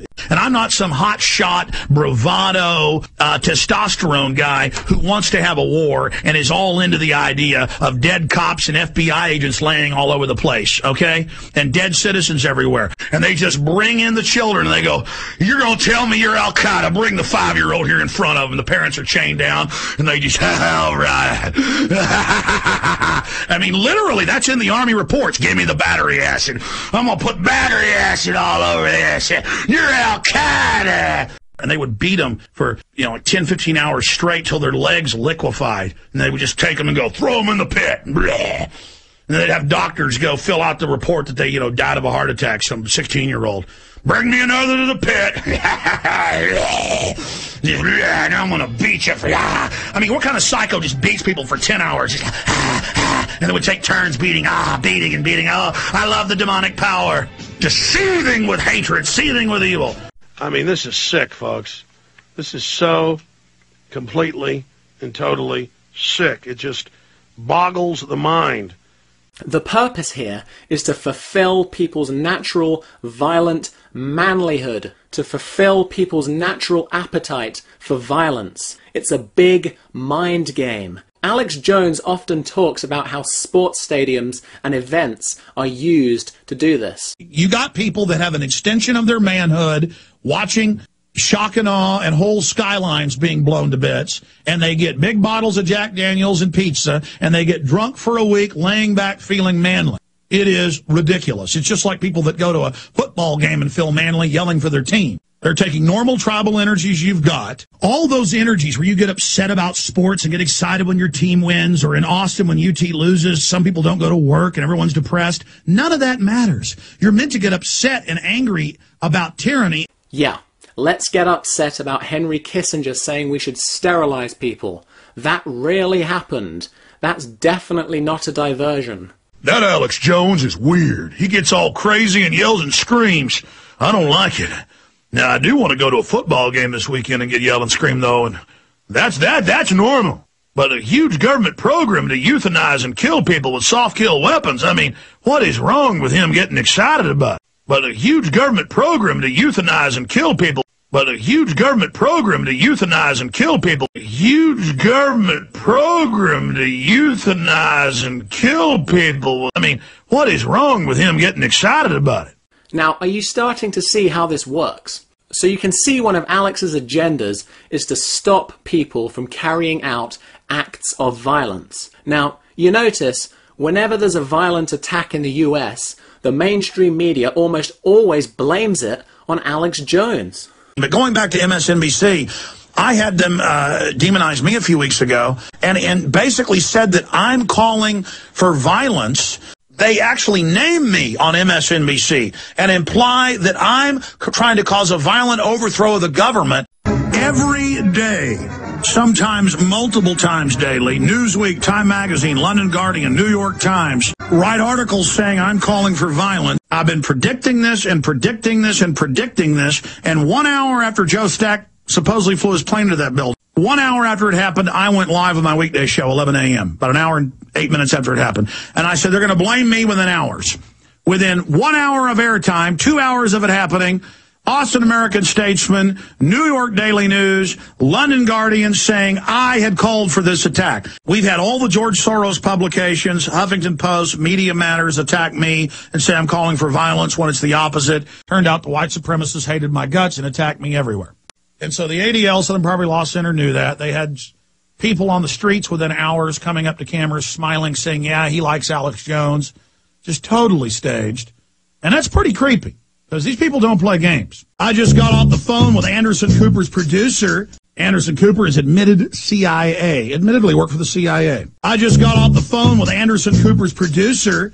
Anderson Cooper is both an Astor and one other blue blood family. He's an intermarried super blue blood. He's one of the main heirs. I just got off the phone with Anderson Cooper's producer. He's admittedly CIA. He admitted he was CIA in college. I just got off the phone with Anderson Cooper's producer. They have a special tonight about how evil I am. Anderson Cooper is admitted CIA. But they're going to let me respond. They're going to interview me for 10 minutes. He admitted he was CIA in college. The piece is about, am I causing all of this? It's like the London Guardian saying Alex Jones is a black hole causing. Within 2 hours of Richard Poplawski killing 3 cops, he was a white supremacist who posted all over the internet hating me. Within 2 hours of him being in custody, they got his computer and said he did it because of Alex Jones. Lying about us means nothing. And there's that talking point, ADL, Southern Poverty Law Center, mainstream media, going on really for the last year, out of the blue, that 9/11 Truth, alternative media, birthers, in the fetters, we got Army documents on this, are violent terrorists. To now have the London Guardian and just New York Daily News, the Austin American-Statesman, no exaggeration, 3 or 4 big publications a day saying I'm dangerous, I'm bad, Alex Jones has caused a huge psychosis globally. And so Southern Poverty Law Center, ADL, Fox, CNN, MSNBC, scores of other publications, Time, Newsweek, all particularly naming Alex Jones. I mean, the London Guardian said that I'm like a black hole of evil and creating mass psychosis. Austin American-Statesman implied that I supported it. Total lie, total defamation, whatever. That's why they're discredited. Go, have fun. Tell all the lies you want. New York Daily News, Time Magazine, Newsweek, New York Times, going after who? Alex Jones. Southern Poverty Law Center, ADL, last week demonizing me, saying 9/11 Truth is going to be violent. So he introduces me, Geraldo Rivera, and he says basically because I'm in Austin. You know, the same place the guy flew the plane into the building. You know, the message is, I'm causing all of this. And so now Geraldo Rivera has me up on air saying, by the way, he joins us from the same town where the guy flew the plane into the building. So this is the message. This is the programming that's going on. And within hours of the attack, the Austin American-Statesman, New York Daily News, and scores of other publications attacked Alex Jones. But in every case now, over and over again, within hours, the mainstream media singles Alex Jones out. Joe Stack flies that plane into a building. Within 3 hours, the New York Daily News, the Austin American-Statesman, and literally scores of other publications. It legally, they're not saying I did it, but the average person reads it as if I'm supporting what happened, when, of course, we decried it from the moment go and said, watch, they'll be blaming it on me within hours, and then within hours they were blaming it on me. Financial Times writer compares Alex Jones with OKC Timothy McVeigh. You can just put it on screen for me. And I'm in the headline. And in this article, he says that I am Tim McVeigh. He says, I come from Tim McVeigh. I am Tim McVeigh. He says, I called him up like an insane, shaved head person, this is a quote, from San Quentin. So he paints the picture of, I thought it was someone in San Quentin, so I'm a prisoner. Then he talks about McVeigh. So the whole thing is, I need to be locked up. This is the Financial Times of London, in probably the most prestigious newspaper in the world, owned by a Bilderberg Group member. Owned by a Bilderberg Group member. Owned by a Bilderberg Group member. And then I got a bunch of other headlines saying, Stacks rampage sounds like Alex Jones. Get rid of him. Then it talks about Alex Jones and Infowars.com. What? New York Daily? What? What? Look at these headlines. Does Austin plane crash pilot's rambling suicide note sound a lot like Alex Jones? True slant. Here's The Guardian, biggest paper in England. Austin, Texas, paranoid politics central. Joseph Stack's views don't fit neatly into a partisan politics of the U.S., but Central Texas is where conspiracy theories take root. And the article mentions my name 5 times, 6 times. And in the New York Daily News and a bunch of others, who are they attacking? Alex Jones. They say these people are calling for violence, and Alex Jones is with them. First person the ADL comes after in Southern Poverty Law Center when they get that computer. Me. First person mainstream media comes after. Me. That's in this article. It's in Media Matters. The talking point is that I'm a cult leader. Am I dangerous? I mean, this is really declaring war on me and implying that I'm sending people out to attack the government. And the Southern Poverty Law Center put me in their big report saying that I'm calling for a shooting war with the government. Because, man, I was all over the national news just killing the cops. And they said the white supremacist kid loved me and did it because of me, basically. And I'll tell you right now, I don't appreciate the fact that Raw Story and the Pittsburgh Post-Gazette have decided to attack me in association with the shooting of the fatal shooting of 3 police officers. It's just ridiculous. They also attacked Glenn Beck. But then you read the Raw Story reports, it's all about me and Glenn Beck. It's from a new A&E show, FBI show, portrays 9/11 truthers as dope-smoking terrorists. This guy's buying grenade launchers to kill U.S. troops. All these national TV hosts saying 9/11 truthers are terrorists with no incidents, no evidence.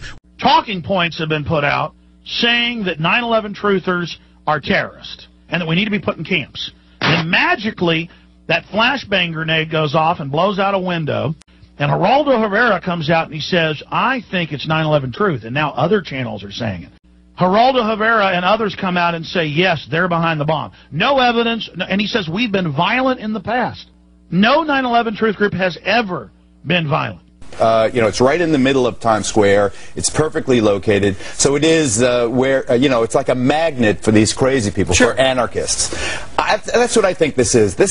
I think that this bomber isn't Al-Qaeda, isn't anything like that. He's more like, it's a man, he's more like those 9/11 was an inside job kind of guys. They protesting in a violent way, but in a violent way almost like the eco-terrorists, where they don't intend to inflict casualties.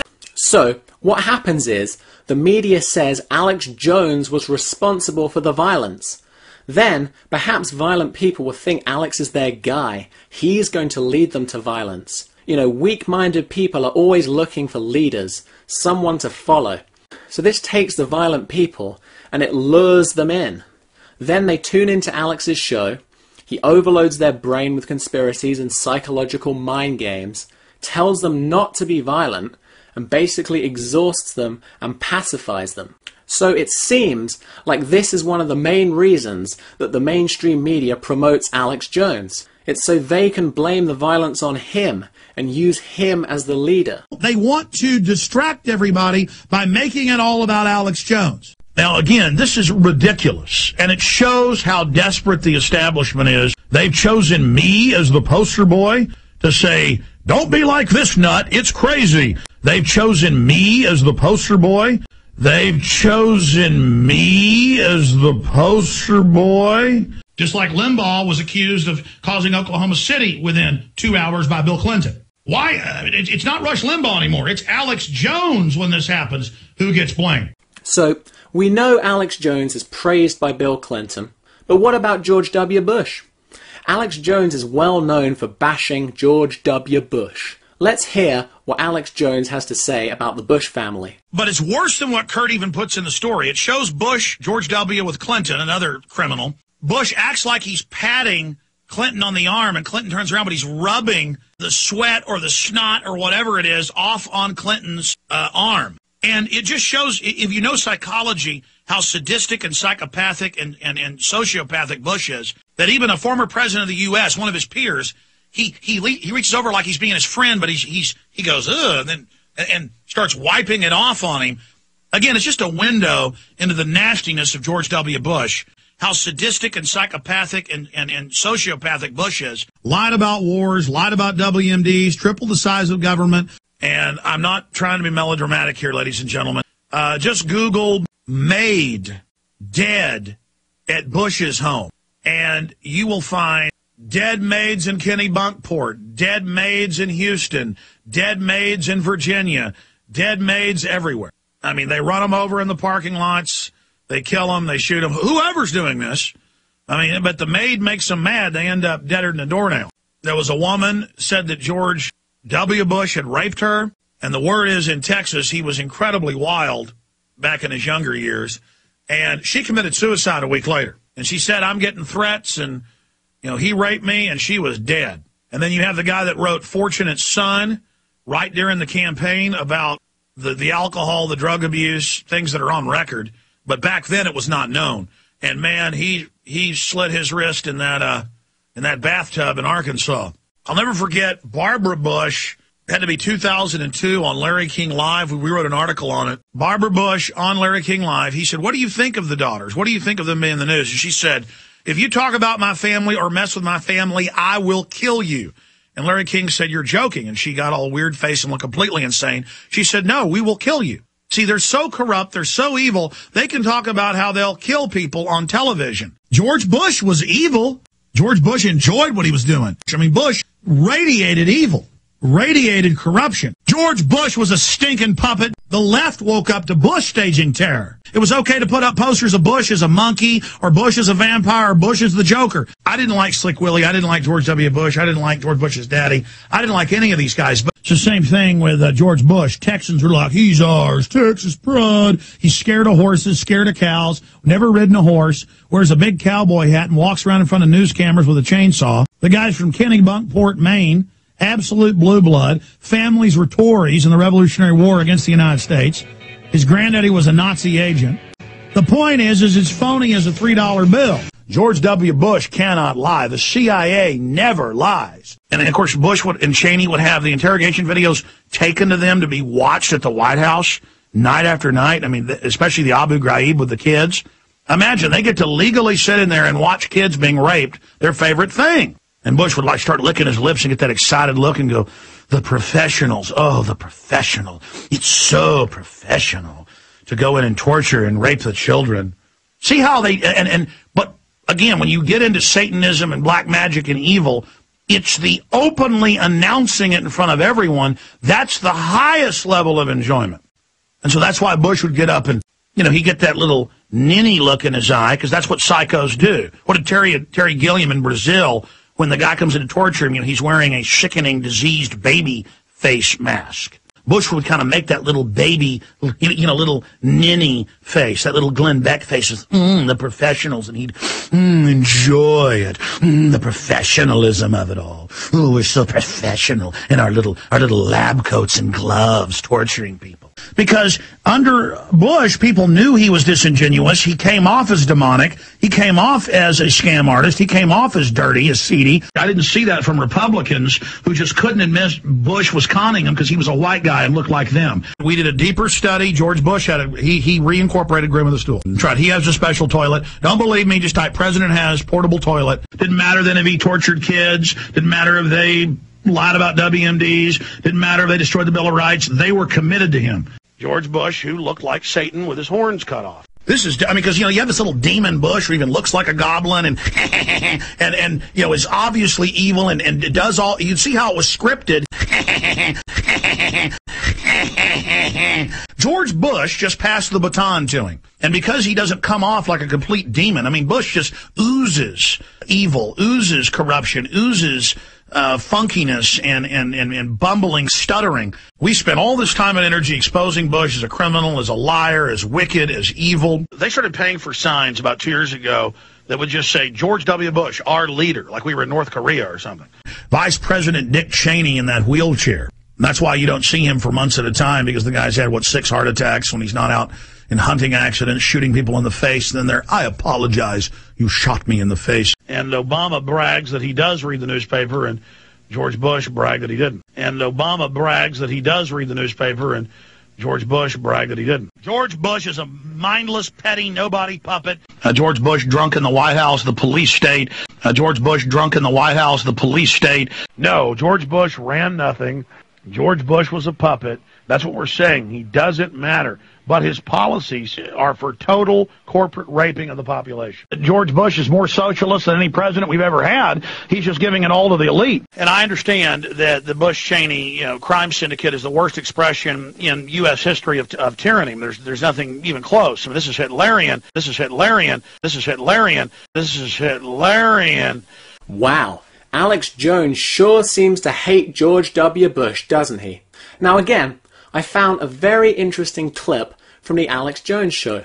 Listen. One time I was with Kevin Booth at his wife's birthday party at City Grill Steakhouse, and by then, I think, the twins had turned 21, and I come walking in, and I see federal marshals at the door, and they said, hey, Alex, I'm a fan of your show. I was listening today. And I said, what are you here for? And he said, I can't tell you. You'll probably notice. You'll probably understand. Well, guess what? Out of the big restaurant, they set us right next to the Bush twins, the daughters. They set us right next to the Bush twins. They set us right next to the Bush twins. They set us right next to the Bush twins, W's girls, and with these 2 heavy metal guys they were with. And they were drinking quite a bit. And they were drinking quite a bit.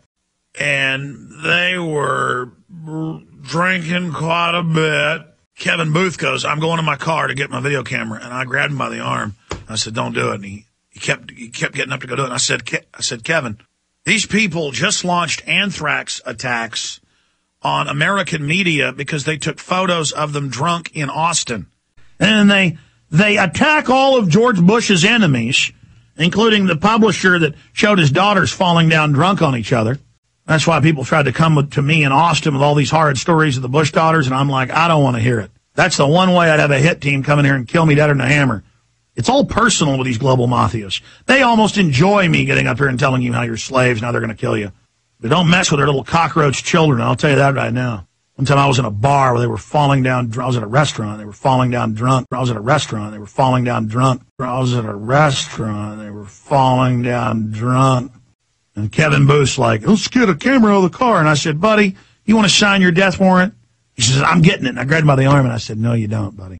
And not because I'm scared of dying, but I'm going to die for something like exposing the New World Order. I'm not going to go up to the mobsters and punch them right in the nose. But don't mess with their little cockroach children. I'll tell you that right now. But don't mess with their little cockroach children. I'll tell you that right now. But don't mess with their little cockroach children. I'll tell you that right now. So, George W. Bush is Psycho Hitler, and Alex Jones is getting drunk with his 2 cockroach daughters. Isn't this fun? So that's 2 US presidents we can connect Alex Jones to. What about Jimmy Carter? How you doing, Mr. President? If I ask you a real quick question? A real quick question, if you don't mind? I was just wondering if you'd support the victims' family members that want an investigation into 9/11, considering now we're... Another investigation? Yeah, into 9/11. Would you support it? Your books are down there. Sir? Yeah, I don't have anything to do with it, but I certainly would do it. That'd be nice, folks. Thank you. Thank you, Mr. President. We know Jimmy Carter spoke out in favor of a new 9/11 investigation. Now, what does Alex Jones have to say about President Jimmy Carter? Let's listen. Then they brought in Jimmy Carter, who literally was very, very ignorant about foreign affairs and a lot of other issues, and I believe overall meant well. By the way, Jimmy Carter came out and said that 9/11 should be investigated as a cover-up, and that we don't know exactly what the truth is that happened with that. So that's good for Jimmy Carter. And my other question was, I was curious, I've never heard you talk about Jimmy Carter and the Carter administration, because Jimmy, it seems to me anyway, that he tried to install a lot of policies like Ron Paul, but failed to do so. No, he actually set up FEMA and did a lot of bad, because I know people that were in the Carter administration high level. He was a decent... excuse me, because I know people that were in the Carter administration high level, because I know people that were in the Carter administration high level, because I know people that were in the Carter administration high level. I've had a really bad allergies with this cedar pollen. Makes me cough a lot. Jimmy Carter was a front man. Jimmy Carter didn't know what was going on. Jimmy Carter was controlled by Zbigniew Brzezinski, who funded Pol Pot to kill 2 to 3 million people, and he brags about it in Cambodia. Jimmy Carter brought in a whole lot of bad stuff, and was basically just used as a front man by the New World Order. And was basically just used as a front man by the New World Order. And was basically just used as a front man by the New World Order. Because I know people that were in the Carter administration high level. So, Alex Jones knows people high level in the Carter administration. And Jimmy Carter has called for a new 9/11 investigation. Isn't this interesting? So that's President number 3 we can connect Alex Jones to. Now, what about Congressman Lloyd Doggett? This is Alex Jones confronting Lloyd Doggett. Patty, and I don't appreciate well, I don't appreciate your attitude, sir. You had the first time. You're welcome to come out and ask your questions, but all these other people have rights too. I don't appreciate you abusing American citizens. You're abusing American. Don't you hit me? He only tried to hit me. Don't you abuse American citizens. You're a CFR trash. You're selling this country out. We're going to stand against you. You remember that, buddy. We stand against you for the Constitution of the United States of America. Goodbye. Yeah, you got it. No, we're out here. Let's go. Where's the diamond? He tried to. You are a worm. Here it is. He was pushing me right there. Then he acts like he was shaking that guy's hand. Unbelievable. Here's the rest of the annex. Then we'll go back over just a few more of his disgusting comments. You never answered about Clinton and the missile technology, sir. You never answered about Clinton and the missile technology. Please don't interrupt this gentleman. He's entitled Answer to... about the missiles. Answer the question. Come on, let's go. Yeah, I'm not the threat. President Clinton is. I'm leaving, lady. I'm going on the radio for 4 hours tonight, every night. I'm out of here. You're in a controlled society. The information you're receiving is controlled.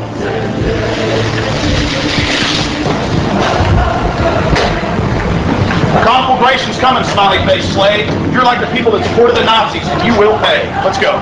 Wow. Alex Jones sure seems to hate Lloyd Doggett, doesn't he?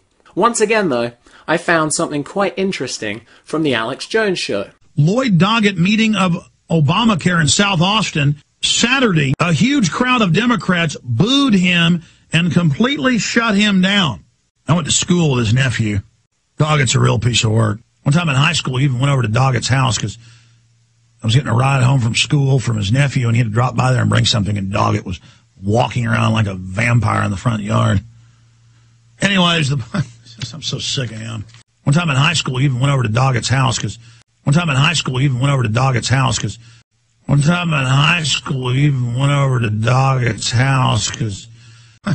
so sick of him. Doggett was walking around like a vampire in the front yard. I'm so sick of him. So, just like Rick Perry, Lloyd Doggett is a real piece of work. And Alex Jones went to school with his cousin, and went to Lloyd Doggett's house. Isn't this interesting? What's also interesting is how Alex Jones was associated with Lloyd Doggett from such a young age. This might suggest Alex Jones was groomed to be a government agent from a very young age, as opposed to just selling out as soon as he got on the radio. Okay, so it appears in almost every case, whenever Alex Jones attacks a big politician, for some reason, Alex Jones always ends up having a connection to that politician. Isn't it so strange how that works? Now, you notice how cartoonish all of this is. Alex attacks these people in ridiculous ways to make the opposition look stupid. This is fake opposition. They're all working together. They're all working together. They're all working together. And when they all work on the same team, they're all on the same team. Team Rape and Loot You. As we approach the end of this documentary, a serious point needs to be made. Alex Jones seems to genuinely admire the power elite, the ruling class, the billionaires. I mean, Alex Jones keeps telling people he is an enemy of the establishment. And why am I the #1 person fighting the New World Order? This is about defeating the globalists, and I'm consciously recognizing that they've blown their trumpets and announced that I'm one of their chief enemies. And I'm just so sick of the globalists and all the criminal activity they're carrying out. They can't believe this show's for real. They can't believe that I'm for real because they can't imagine someone with this, in this prominent of a fashion, would actually get up and fight these people if I actually believe they're as evil as I'm saying. Yes, they're as evil as I'm saying. Oh, I'm sick of tyranny. I want to defeat the New World Order. This is it, ladies and gentlemen. This isn't a joke. This isn't a game. This isn't a drill.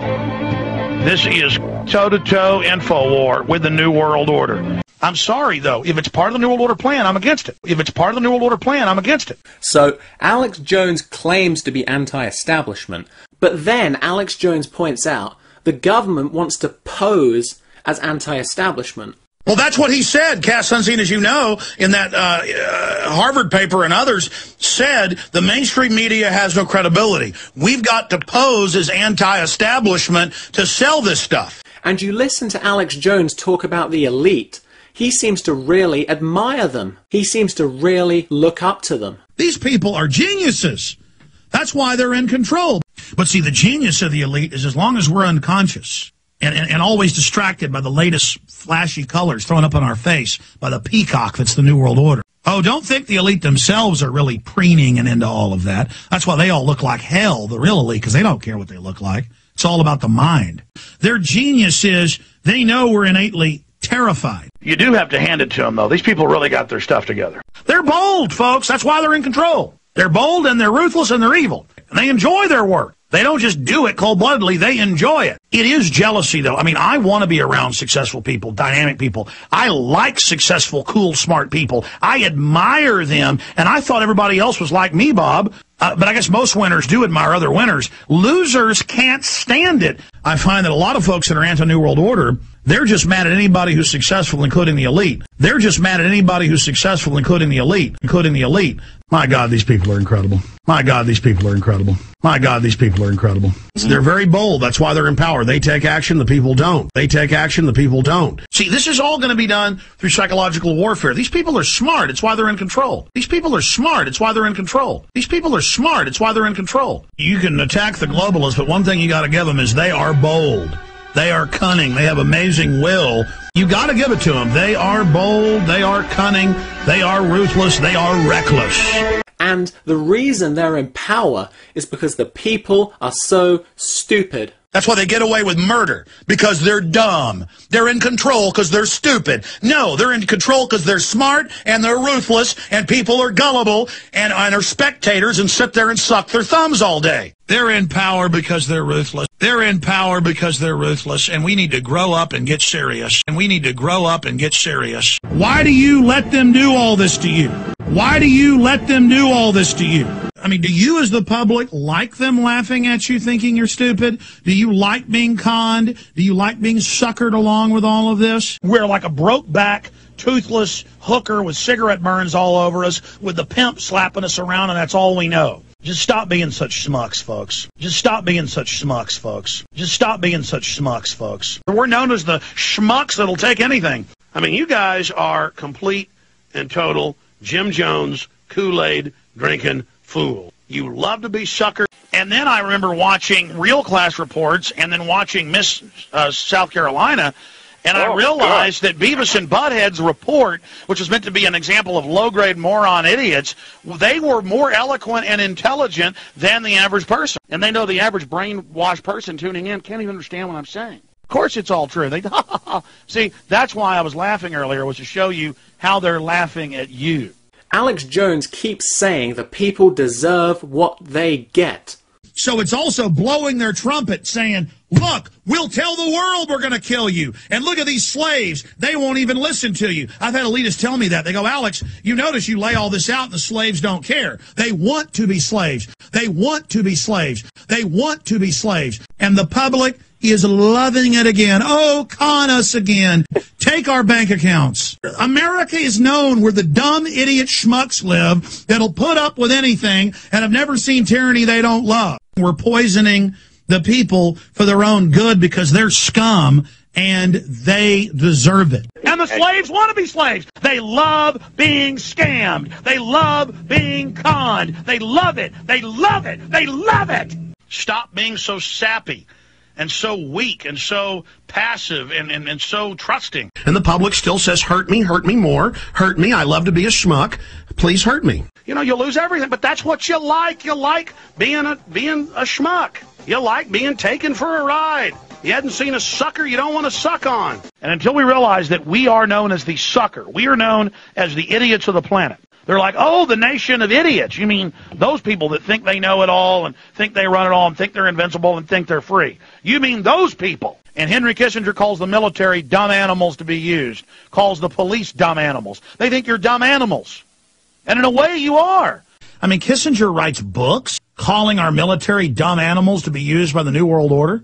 And I don't think you're dumb animals, but, I mean, it is kind of, he is making a point that he can write that. And he knows you're not going to read it, or even if you do, your mind control is so strong that you're still going to follow the globalist order. They love lies. They love being hurt by the New World Order. They love being slaves. The state sees us as the enemy, and we are. We're the food. We're here to be fed on by the private corporate structure, and the public's so dumb, the corporate elites say, hey, they deserve it.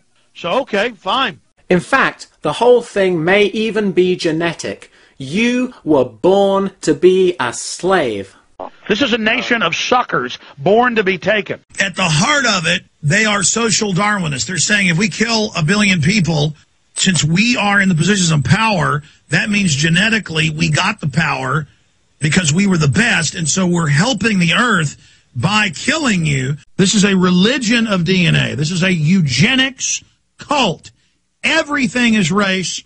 Everything is genetics to the New World Order. Everything is your genealogy and who you came from. I know, you're going to sit out and think you're going to be safe because you're born cowards and trash. You're born cowards and trash. You're born cowards and trash. Well, not me. Not me. Not me.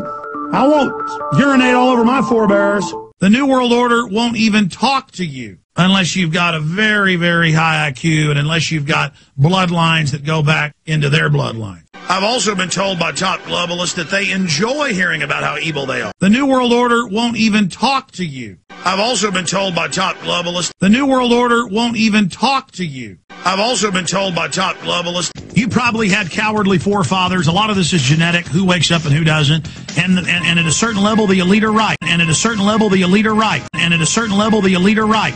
I want to wake up people that are ready to be woken up.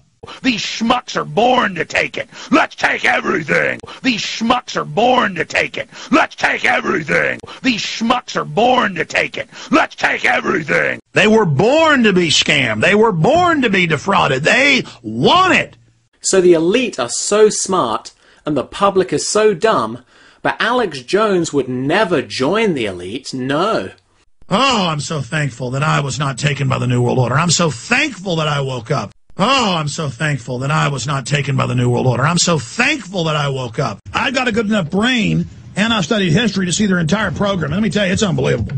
I mean, to be able to know what they know, but I'm a good guy instead of a bad guy. I mean, to be able to know what they know, but I'm a good guy instead of a bad guy. I could have easily been one of them because I know how they think.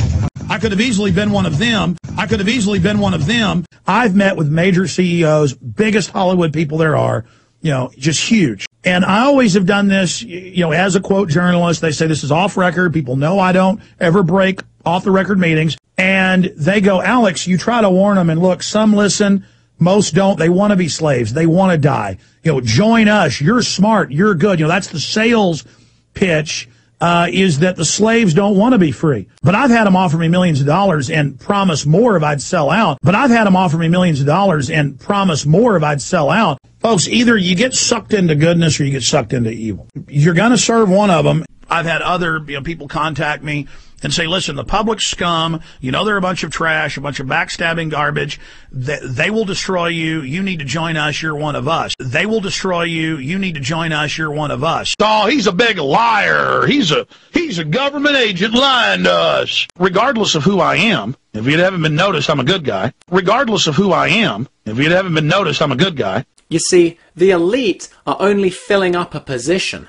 If they didn't do it, somebody else would. That's the excuse in the 1980s of shipping the crack cocaine in was, well, if we don't ship it in, somebody else will. Well, if we don't ship it in, somebody else will. Well, if we don't ship it in, somebody else will. Let's say they teach you the Machiavellian view, the end justifies the means. So the world's so evil, the world's so tough.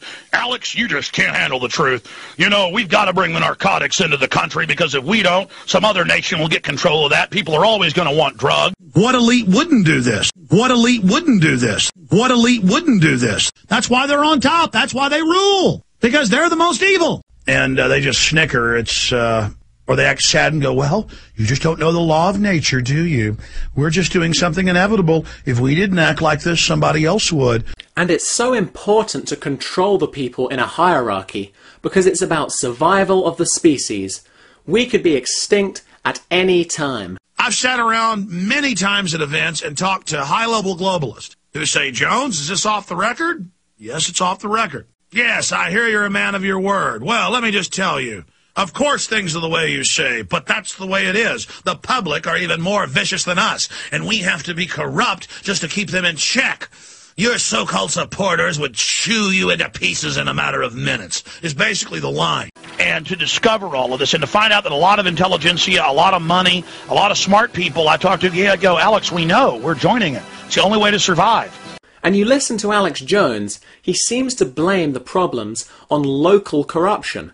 It's the wolves. It's the out-of-control society. They're the ones you need to watch out for, not the elite. And my dad told me that growing up. He said, you got to watch the little thugs. You got to watch the little local boss hogs. And that's true. They're the ones that are scared of you. See, because I can take on Hays County and probably get a lot of them in jail. So they're dangerous. I can take on Travis County and Austin. That's why in my own backyard, I don't mess with the locals too much. I still expose them and things, but I'm not out charging in to mess with the locals because they're the type that'll give you cement shoes. And Alex Jones says, I don't have anywhere to go if things fall apart. But the elite do. Alex Jones wouldn't want to join the elite, would he? He wouldn't want to be protected.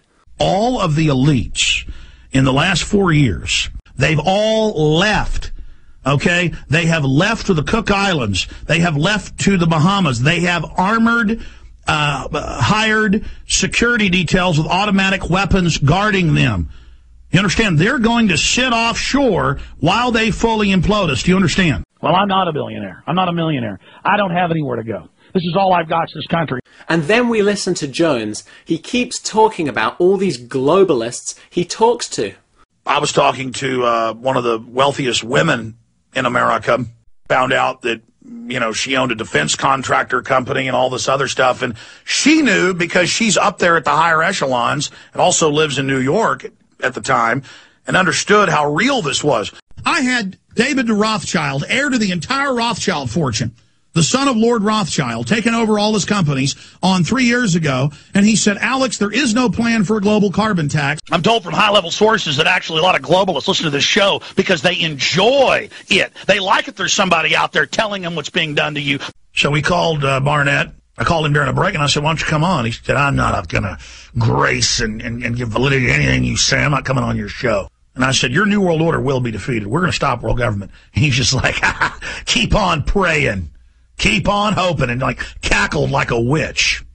And I said, I commit before God we're going to defeat you. And he just went, yeah, and hung the phone up. I mean, you get on the phones with these guys and say, we're going to defeat global government. We're going to defend the republic. And they're just, keep on dreaming. Isn't it just funny? Alex Jones keeps bumping into all these globalists. The point is that you do run in these circles, and every time I am around someone of your caliber, it is the same thing. Whether it's at a cocktail party or at the State House or anywhere, it's the same story. They come over and they say, Alex, There are too many people, whether you like it or not. They're a bunch of lazy slobs. There's a disdain for the public. And by the way, I know quite a few billionaires. And by the way, I know quite a few billionaires. And by the way, I know quite a few billionaires. Because I know a lot of big money. And I know people that know a lot of big money. I mean, billionaires. So I said, why are you coming on here? Well, I mean, you know who I am. You know I'm against you. He said, well, we just want to try to convince you that we're just normal people and that our plan for globalization is what's needed.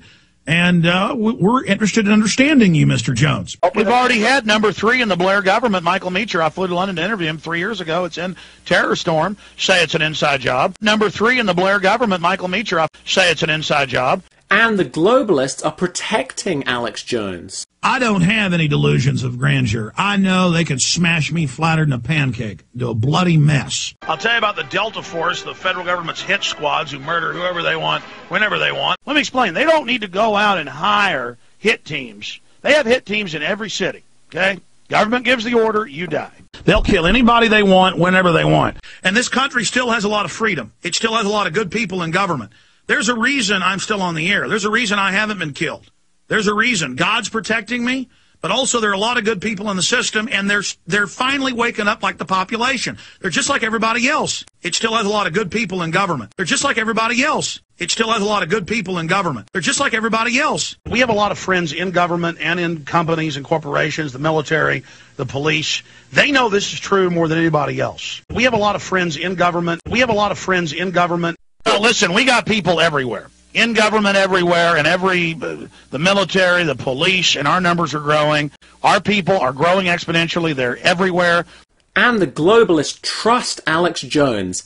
Alex Jones has gained their trust. They can share secrets with Alex Jones. They're so cozy together. The only reason I'm still alive is because I don't go out a lot and do a lot, and because I'm a somewhat moral person. According to New World Order standards, extremely moral, monk-like, in that I am dedicated. I am clean. Because the establishment taps my phones, and they've assessed me, and they've got my psychological profile, and they know I'm a good person. And I'm for real. And they know I don't cheat people, and I don't lie about people, and I don't do dirty tricks, and I don't hurt people. And they've assessed me, and they know I'm a good person. And they've assessed me, and they know I'm a good person. And you, the idiot general public, you are never going to get Alex Jones's sources. Only the chosen people can talk with the globalists. I hold back quite a bit of information because I don't think the public's ready for it. You don't want to know what I really think about things, folks. You don't want to know what I really think about things, folks. And I now have top globalists, and I am a reporter. That's one of the hats I wear. So when a globalist calls me up and says, I want to talk to you off record, they only call me because it's off record. Some people go, well, you need to say who they are. Those are little tricks they use. Oh, tell us who your sources are. Yeah, I'm going to tell you who my sources are. They'd have to put me on the rack. They'd have to torture me to find out who my sources are. I'll never give up my sources because I'm an honorable person, A, and B, I would lose my sources. But now I've got high-level globalists calling me up. I can't believe Thursday a high-level globalist wants to come here and meet with me. It's not just confidence. It's the confidence of knowing you're right, knowing you're on the right side of history. I've got high-level globalists calling me up, knowing you're on the right side of history. I'll never give up my sources, and they know I'm a good person. You don't want to know what I really think about things, folks. I've got high-level globalists calling me up, knowing you're on the right side of history. I'll never give up my sources, and they know I'm a good person. You don't want to know what I really think about things, folks. But it's not because Alex Jones is an arrogant snob. It's because he's doing his duty as a leader for the species. He is selflessly protecting you for your own good. He has the strength and he has the willpower. Our society is sick, but he is good. He is moral. He is your guardian. It's so heroic. I really care about what I'm doing. And so I get the stardom you so crave. And you don't get it because you're not in this for the right reasons. And I just love humanity. I just like good guys, creative people. I love honorable people. I hate scum. I hate traitors. I hate bullies. Yeah, there's always thugs and crooks that try to take control of society. And so if good people aren't involved defending their liberties, you will have them stolen. It's easy to be evil, fools. It's hard to be good. It's hard to be good. With people who think you're a baby and you're the child and the state has to lie to you for your own good. Now listen. When the state has to lie to you for your own good. Now listen.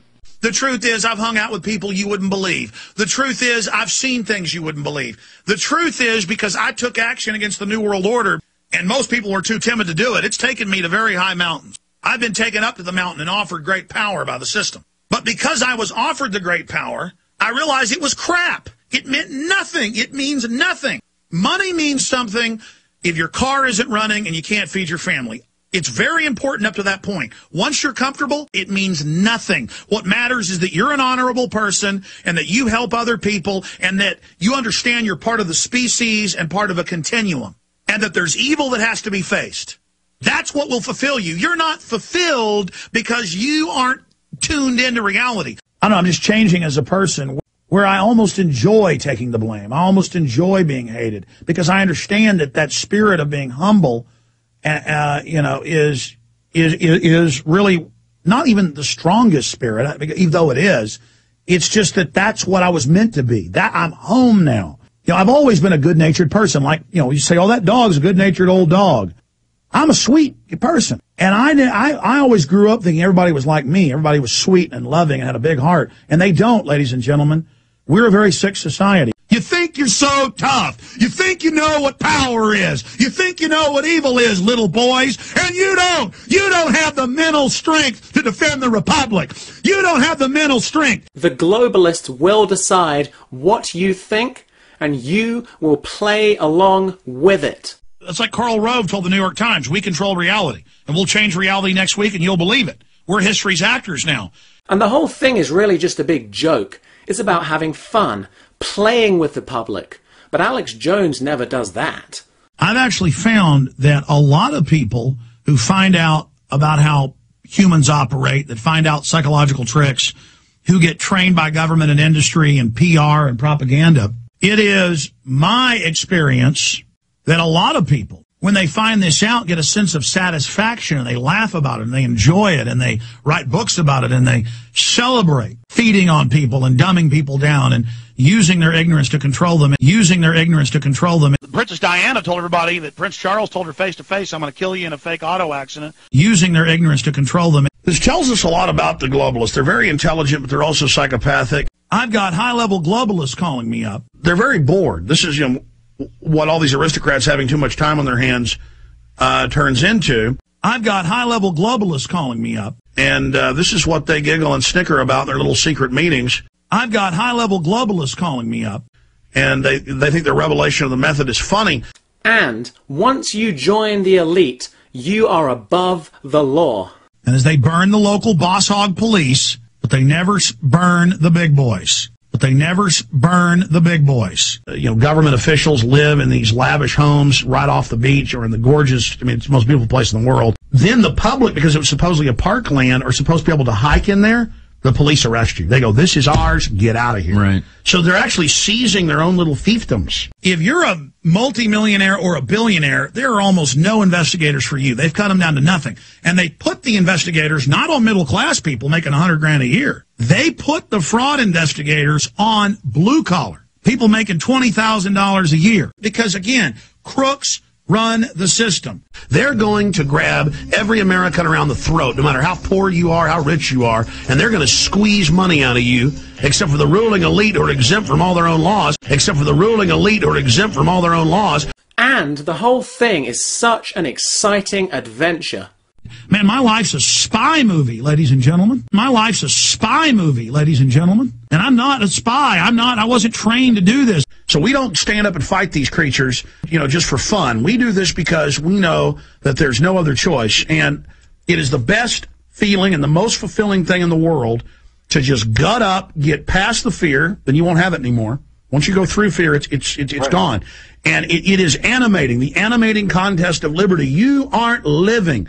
Bungee jumping, you're not going to find this exhilaration. Partying, having sex, doing drugs, getting drunk, None of that is going to fulfill you. Being rich, being powerful, nothing is going to fulfill you like helping others and knowing what's going on in the world. Because Alex Jones is so special, he gets to see all the secret technology. They dole out the advanced technologies. They're 30 years ahead of what they're showing you at least. God knows what they've already got off planet. And I've got that from high-level NASA engineers that are retired who literally start shaking when they tell me about it. But I don't get into all the stuff you can't handle. That you're not ready to hear. Okay? I'm getting close, though. Yes, folks, we are in a frozen technological level. They're already off-world big time. There's space planes, space stations, everything.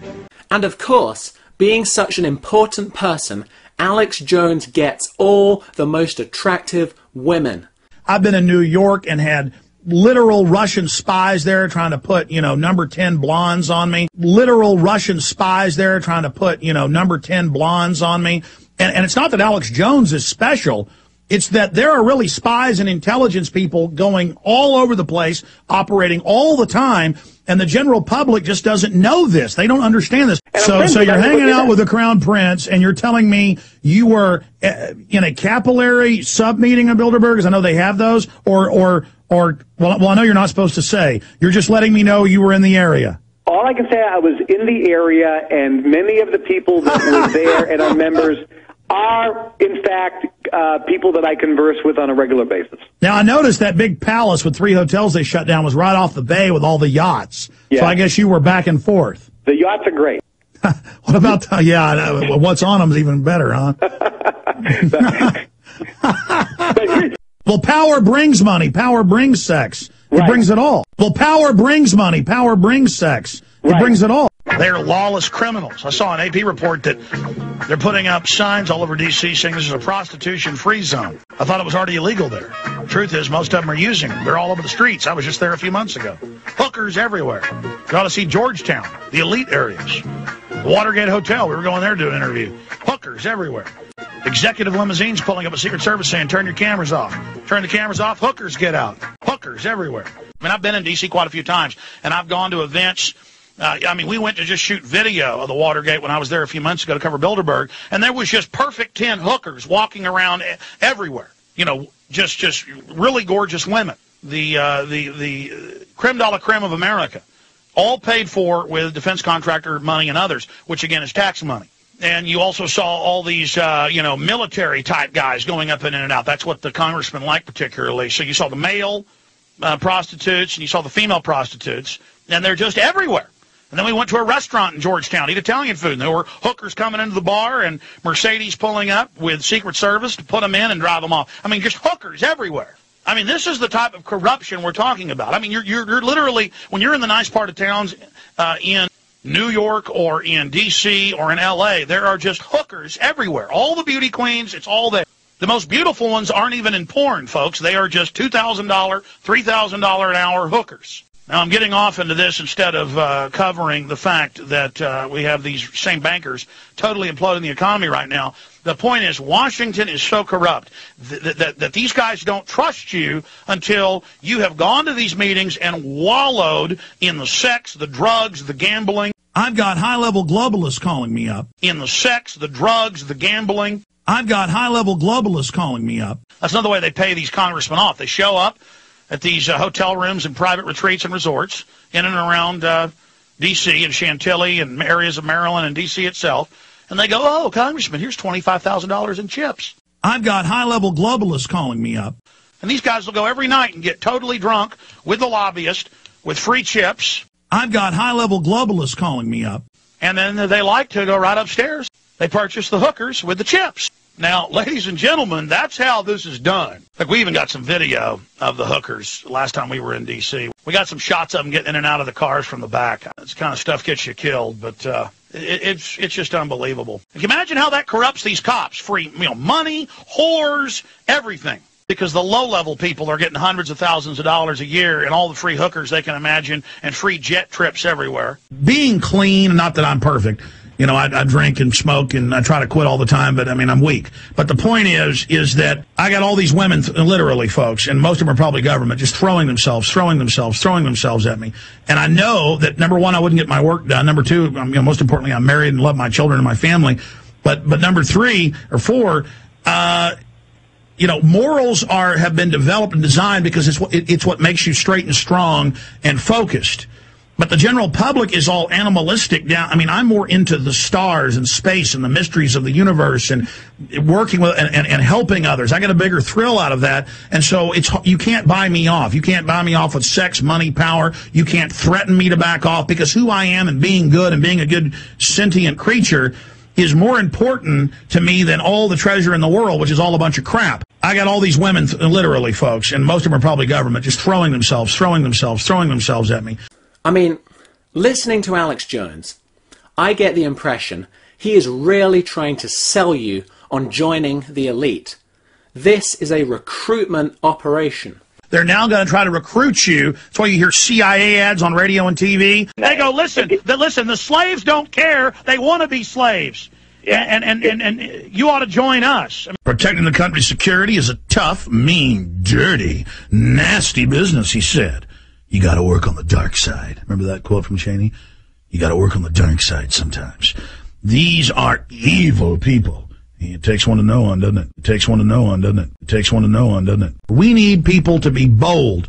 Fortune favors the bold. You can attack the globalists, but one thing you got to give them is they are bold. We need people to be bold. You see how this is being set up? Are you smart enough to get this, new listeners? I think you are. I've tried to recruit other people. I've tried to find other hosts I could promote. They usually turn into egomaniacs and have mental problems. They can't handle the power. And so I can't do it all is my problem. Same thing here. Oh, no, the federal government is you. It listens to you. You need to work through it. That's why Rothkopf, the head of the Kissinger Group, came on this show trying to sell me on world government. So, see, they'll try to sell you individually, but then meanwhile say, it doesn't exist, but we need world government. They'll try to sell you individually. But what we need is good, loving people to be strong and put their love into action and not be misdirected by the New World Order that manipulates good people into aiding their agenda by claiming that the globalists have good aims. I've got high-level globalists calling me up that the globalists have good aims. I'm optimistic, as dark as things are, because I also know people in the elite structure themselves are becoming upset with what's happening and seeing their plan come to fruition. A lot of them are 2 or 3 generation, and, it's alluring to them to want to come over to the light side. It's very lonely for them. I mean, I can't even hardly do this show anymore. It's not that I don't want to fight. It's not that it's not a great honor to fight. It's that it's so ridiculously obvious. I mean, this whole world government is just out in the open. I've got high-level globalists calling me up. It's that it's so ridiculously obvious. I've got high-level globalists calling me up. I mean, this whole world government is just out in the open. And I know I don't even do the best job exposing it. Where are all you clean-cut yuppies I see riding up 360, up hills, perfect shape, getting out at the hike and bike trail out of your brand-new BMWs? Your cars are totally clean. You're totally well-spoken. You've got your crap together. Your wife looks absolutely perfect. Your kids are all well-behaved. I mean, why don't you care enough to find out about all this?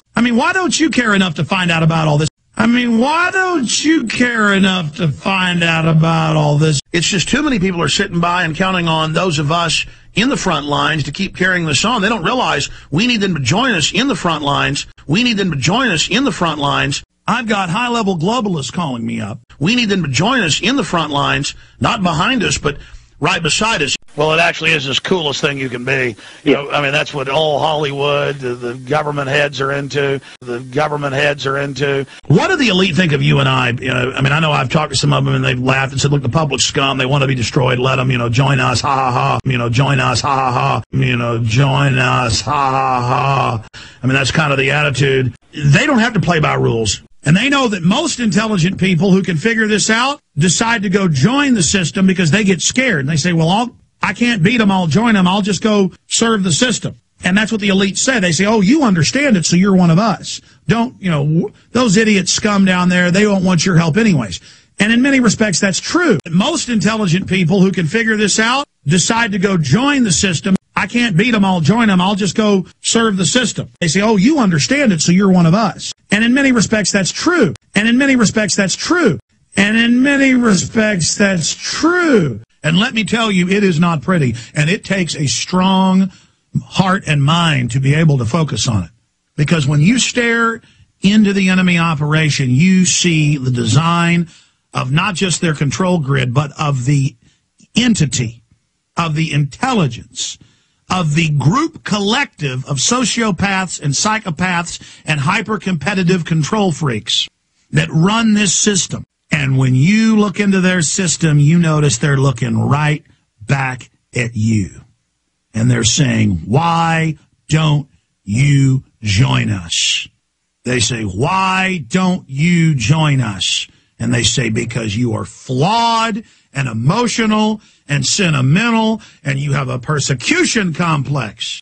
And you think dying for these people is going to help you. The only way you carry your genetics forward is to join with us. You must join with us or you will be destroyed. Ladies and gentlemen, in conclusion, listening to Alex Jones, you almost get the impression he's trying to recruit people into the elite. He talks about all his sources, how the elite trusts him, how he's a man of honor. Listen to how Alex glamorizes his life. He gets smoking hot women jumping on him. He gets money. He gets fame. He gets respect. He knows the smartest people, and he's doing it all to protect the species, to have honor. He recognizes his God-given role to be a leader and to get all the power and status that comes with it. If I were to make a bet, I would say Alex Jones has 3 agendas. The first is to micromanage the libertarian movement and to make sure they get behind fake conservatives. The second agenda is to make sure they don't carry out violence. The third agenda is to find people who can understand how this all works and recruit them into the establishment. Ladies and gentlemen, thank you for watching this documentary. I hope you found it informative. Bye-bye.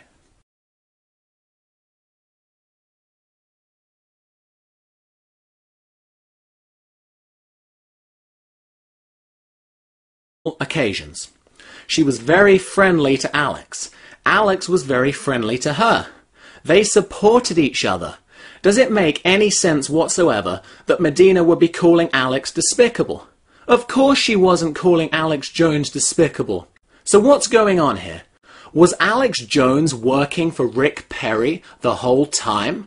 Let's listen. Maybe it's better to just keep Perry in, so everybody hates him more and the government gets more discredited. Maybe it's better to have a lame duck Perry in there. Because if she'll flip-flop like this, why not just have K. Bailey Hutchinson or Rick Perry? And then I got it from another source who was with Rick Perry, who's a household name, earlier in the week on Wednesday, that Rick Perry's worried about 3 people, and so are the Republicans nationally. Alex Jones, Ron Paul, and Deborah Medina. And then I got it from another source who was with Rick Perry. And then I got it from another source who was with Rick Perry. And then I got it from another source who was with Rick Perry. They're absolute jokes. I mean, I'll tell you right now, I'd probably vote for Rick Perry over the Democrats. They're that bad, ladies and gentlemen. Rick Perry's as bad as it almost gets. But he's not a gun grabber. He doesn't really defend the Second Amendment. He doesn't use his power to reverse things, but he isn't coming after your guns. I mean, I'll tell you right now, I'd probably vote for Rick Perry. I mean, I'll tell you right now, I'd probably vote for Rick Perry. I mean, I'll tell you right now, I'd probably vote for Rick Perry. Bottom line, if it goes into a runoff and Medina's kicked out somehow, I will vote for Rick Perry over K. Bailey Hutchinson. I will vote for Rick Perry over K. Bailey Hutchinson. I will vote for Rick Perry over K. Bailey Hutchinson. Bottom line, if it goes into a runoff and Medina's kicked out somehow, you drew blood on us. You attacked us. You drew first blood. That's the way it is. And if it goes into a runoff and Medina's kicked out somehow, I will vote for Rick Perry over K. Bailey Hutchinson. He literally goes up there, puts on this act. I've been in the same restaurant with Perry when he's meeting with people. It's all intellectual talk. He's all very graceful. But then when he goes out, he's like, I'm a cowboy. We're going to secede. Woohoo. I mean, it's just as fake as a $3 bill. I've been in the same restaurant with Perry when he's meeting with people. I've been in the same restaurant with Perry when he's meeting with people. I've been in the same restaurant with Perry when he's meeting with people. I mean, it's fake as a $3 bill. You know, as much as I don't like Rick Perry, and he's been on the show before, by the way, as much as I don't like him, I really don't like K. Belly Hutchinson. And he's been on the show before, by the way. And he's been on the show before, by the way. And he's been on the show before, by the way. When I showed Endgame Blueprint for Global Enslavement in Austin, Texas, at Alamo Drafthouse on South Lamar 2 years ago, one of the chief people in Rick Perry's office showed up. And he said, I heard Rick Perry's in the film. I'm a listener of the show. I wanted to see it. One of the chief people in Rick Perry's office showed up. One of the chief people in Rick Perry's office showed up. One of the chief people in Rick Perry's office showed up. What's going on there? Because we know these two are working together. And they act like they're fighting on the surface. And they act like they're fighting on the surface. I mean, that is too incredible. And we know what it's like to be under the thumb of tyrants. Man, I've met Rick Perry. I know Rick Perry. He does not normally talk with that big of a Texas accent. I've met Rick Perry. I know Rick Perry. I've met Rick Perry. I know Rick Perry. I've met Rick Perry. I know Rick Perry. That here's Rick Perry, Bilderberg Group member, New World Order, everything else. But that here's Rick Perry, Bilderberg Group member, New World Order, everything else. I've met Rick Perry. I know Rick Perry, Bilderberg Group member, New World Order, everything else. What's going on there? Because we know these two are working together. And they act like they're fighting on the surface. And they act like they're fighting on the surface. Rick Perry's talking about how I am in his top 3 enemies. And they act like they're fighting on the surface. On record one time, we had a reporter down at the Capitol, and Rick Perry walks out. They go, hey, Governor Perry, it's Alex Jones here on the phone. And he goes, what are you doing, you big old fat hog? And they act like they're fighting on the surface. And he goes, what are you doing, you big old fat hog? And they'll be at a restaurant, and they'll just walk right over. The governor will walk right over when I'm at Loiva Leone in front of witnesses and say, you have a nice Thanksgiving, Alex. And then one time he was on the show and was, calling me names and things. The point is... So, Alex Jones, he says he knows Rick Perry. He knows his accent well. He met Rick Perry in a restaurant. He had Rick Perry on his radio show. He has sources at the highest level of Rick Perry's administration. He even had one of Rick Perry's people show up at a screening of his movie Endgame. On top of all that, Alex Jones says Perry is a Bilderberg member, but he would actually vote for Perry. And then we see how Alex Jones tanked Deborah Medina. It should be very, very clear that Alex Jones was working for Rick Perry the whole time and monopolizing the anti-government movement to later destroy it. Now, Deborah Medina's 9/11 comments, Medina was going to push back against the federal government. She was going to spearhead the movement for local states' rights. We need to stand up and interpose and nullify against all overreaching federal authority. And we need to begin to weed out and push the federal government out of all of the many areas of Texas that it is currently in. And they can't even get Congress to pass laws. They are lawless even at the federal level. Deborah Medina was going to get rid of the Federal Reserve. Manipulating our monetary supply, which undermines our whole free market economic system. We've got to get rid of the Fed. Deborah Medina was even going to fight the New World Order.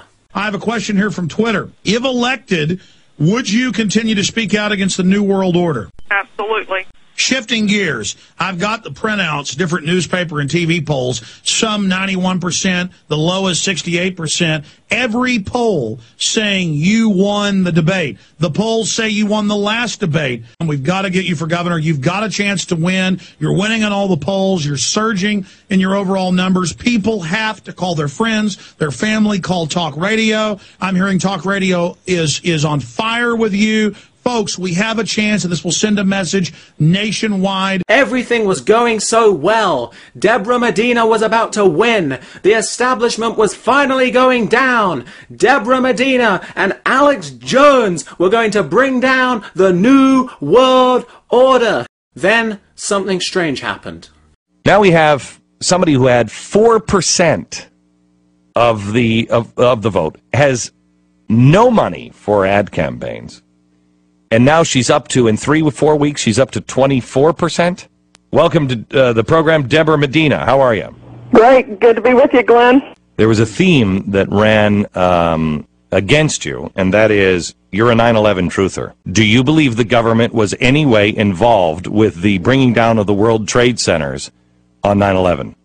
I don't have all of the evidence there, Glenn, so I'm not in a place. I have not been out publicly questioning that. I think some very good questions have been raised in that regard.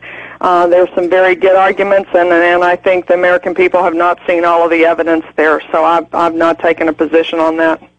I think the people in America might think that might be a yes. Okay, Deborah, thank you very much. I appreciate it, and best of luck to you. Thank you, Glenn. You bet. Bye-bye.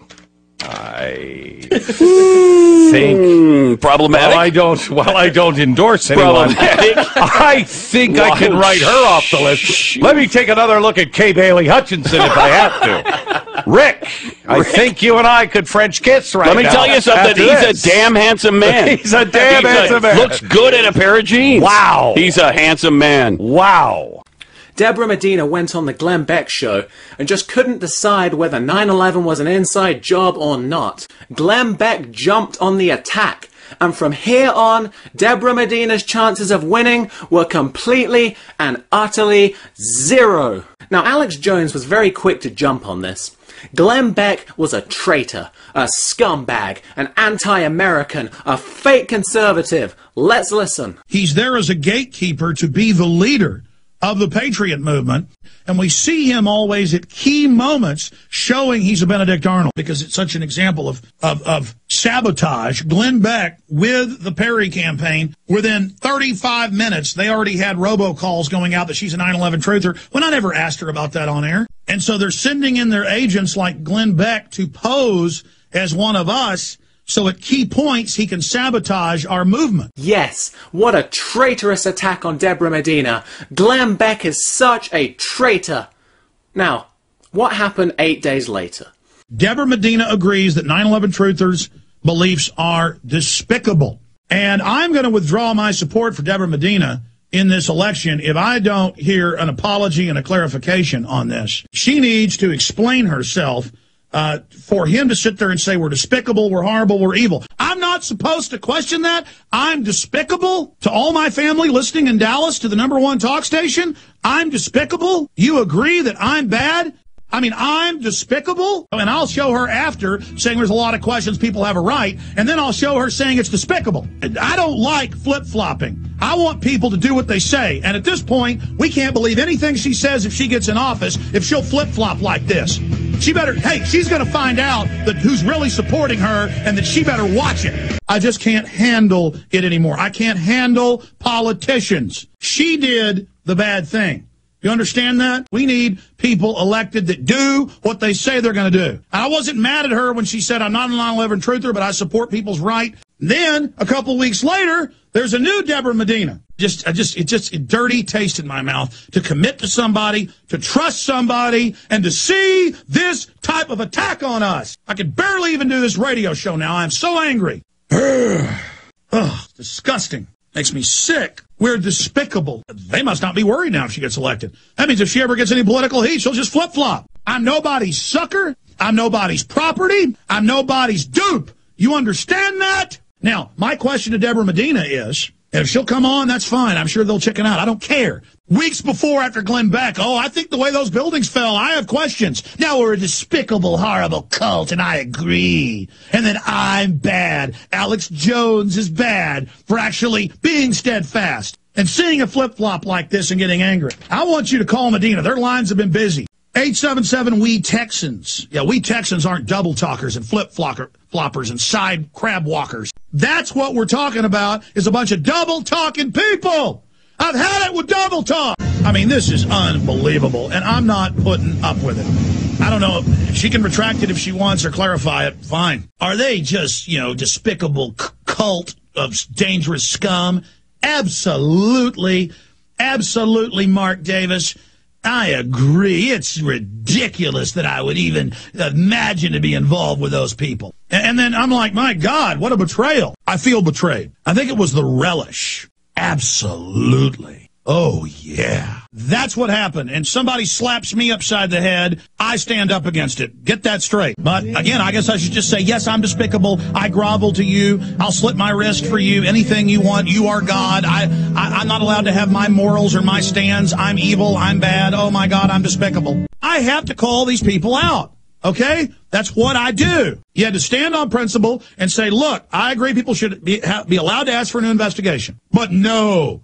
We are despicable. You have attacked us, Deborah Medina. You have attacked me. So I don't want to hear I'm attacking you. You drew blood on us. You attacked us. You drew first blood. That's the way it is. I think everybody should call her campaign and email her and tell her where her support comes from and tell her you want an apology right now. Glenn Beck lost 500,000 viewers when I went after him in the last 2 weeks defending your sorry butt. What do you think's going to happen now when I come after you? Show her the power we've got. I'm sick of traitors. Wow.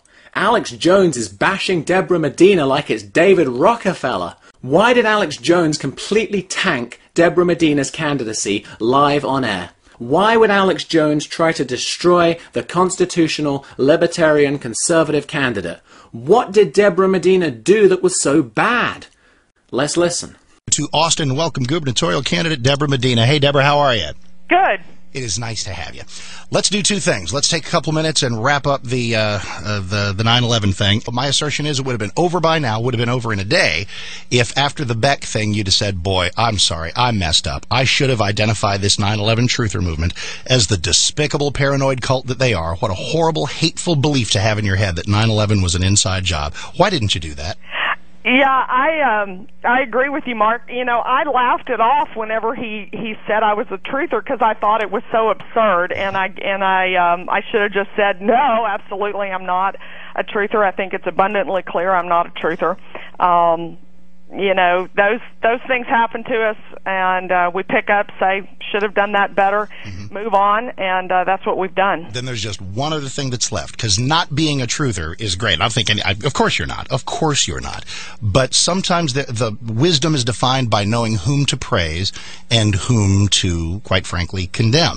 Someone walking around with the belief that America would do this to its own people, that President Bush and those around him would slaughter our own citizens in order to justify war, is a despicable thing to believe. And if that's, and you want to be on record as agreeing with that. Agreed, yeah. So, all Medina said was, it's despicable to believe the government would murder people. It's not that Alex Jones is despicable. It's not that 9/11 truthers are despicable.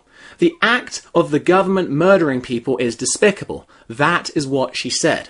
And every time there's real candidates about to take the states back, they'll send in their little media whore. A lot of people are waking up. A lot of people are becoming conscious. The problem is the system didn't get where it is. The power elite didn't get where they are by being stupid. And they know how to take over movements. They know the best way to control opposition is to lead it. And every time there's real candidates about to take the states back, they'll send in their little media whore. Now look, let's think about this. Deborah Medina has appeared on Alex's radio show on multiple, were incredibly naive. So we have to ask, was Deborah Medina in on this as well? We can't be sure, but it's possible she took a paycheck in return for sinking her own candidacy. I mean, this is politics after all. Now, it gets even worse than that. Because remember, it was Glenn Beck who originally tanked Medina with the 9/11 truth comments. So the question is Alex Jones working for Glenn Beck as well? Now, Alex Jones has said a lot of nasty stuff about Glenn Beck. I'm not controlled opposition like Glenn Beck. I'm real. The system knows that. With Beck, he is a total actor. He admits that's what he is an actor. And it's all fake. And everything is a lie or a deception. Yeah, Glenn Beck tries to get people's confidence so he can later double back on them. But that's why he's so dangerous. Because I've seen him over and over again at key junctures sabotage the true liberty movement. Wow. It's almost as if Alex Jones is talking about himself. I really want Glenn Beck to be for real, but he is definitely following government scripts. If you want to know about somebody who's definitely spook run, it's Glenn Beck. If anyone is a government agent, it is Glenn Beck. And let me tell you, Glenn Beck is an actual CIA officer. He's that, or he's a defense intel or something else. I mean, that guy is an officer. He holds rank. Guaranteed. And let me tell you, Glenn Beck is an actual CIA officer. Wow, an actual CIA officer. Now the thing is, Alex Jones seems to have quite a few connections to Glenn Beck himself. Let's listen. But I'm not even saying Glenn Beck's a bad guy. I've talked to two people high level at Fox News. One of them's a household name, who say Glenn Beck is scared to death and knows this is all real now and has bodyguards and didn't know what he got into. I've talked to two people high level at Fox News. I've talked to two people high level at Fox News. I've talked to two people high level at Fox News. One of them's a household name. One of them's a household name. One of them's a household name. I had a radio exec in my office Friday, a guy that works with all the big executives, Glenn Beck's people, Limbaugh's people, everybody. I'm just going to leave it at that. He knows them all. A guy that works with all the big executives, Glenn Beck's people, Glenn Beck's people, Glenn Beck's people. Look, here's the deal with Glenn Beck, okay? I happen to know people that know Glenn Beck and work with him, and he absolutely hates my guts. I happen to know people that know Glenn Beck and work with him. I happen to know people that know Glenn Beck and work with him. I happen to know people that know Glenn Beck and work with him. And he absolutely hates my guts. And he absolutely hates my guts. And they act like they're fighting on the surface. And I even know through contacts with his producer at Fox, they don't want it. Thank you, we'll look at it, click. And I even know through contacts with his producer at Fox. And I even know through contacts with his producer at Fox. And I even know through contacts with his producer at Fox. Look, I'm not stupid, and I'm not going to get into any details, but I could certainly go, if I played my cards right, go join Team Fox, ladies and gentlemen. Go join Team Fox, ladies and gentlemen. Go join Team Fox, ladies and gentlemen. Go join Team Fox, ladies and gentlemen. Aha! So Jones has contacts with Glenn Beck's producer. He has contacts at the highest levels of Fox News. He knows the producers of Glenn Beck's radio show. And he says he could very easily work for Fox News. Isn't this all so very interesting? Is it not incredibly obvious here that Alex Jones and Glenn Beck were teaming up to destroy Deborah Medina? Alex Jones knows Rick Perry. He knows Rick Perry's people. He knows Glenn Beck's people. Glenn Beck said he would vote for Rick Perry. Alex Jones said he would vote for Rick Perry. Deborah Medina doesn't seem to fit in anywhere here. She doesn't know any of these people. She was never an insider. Now, just a few months after calling Glenn Beck an actual CIA officer, Alex Jones had a small change of mind. That's a big, bold shift for Glenn Beck.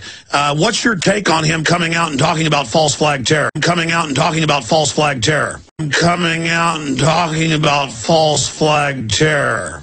I want to say this. I mean, I told Beck months ago, cover poison in the water supply, cover eugenics. He has been. Last week he was talking about Rockefeller, not just Soros being part of the New World Order. So he's moving in the right direction, and so I would look for him to be destroyed. So he's moving in the right direction. So he's moving in the right direction. So he's moving in the right direction.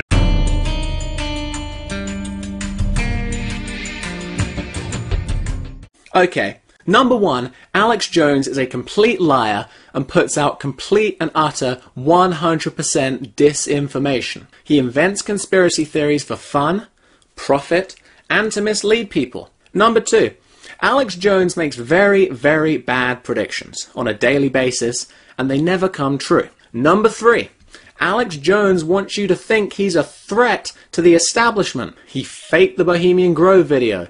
He says the government is lying about him on the internet. He even took down his own Obama deception movie. Number four, Alex Jones says a lot of incredibly stupid stuff, such as NASA was founded by Aleister Crowley, animals are going to outvote humans in some kind of new democracy, and light bulbs are spying on us. Number five, Alex's show is not really about information whatsoever. It's really about psychological tricks and cultish micromanagement of his own audience. See, these are tricks they play on you. See, these are tricks they play on you. See, these are tricks they play on you. Okay, So we know Alex Jones is a liar. But the question is, who is Alex Jones? Listening to Alex Jones, most people would think this is some paranoid nut job living out in the woods in some wooden shack to an audience of about 10 people screaming about the end of the world like it's the 2012 movie. Well, the truth is, Alex Jones has a nationally syndicated radio show on over 60 stations across the country. He claims to have over 2 million radio listeners, and his documentaries have been viewed millions of times on the internet. On top of all of this, Alex Jones is frequently promoted by the mainstream media.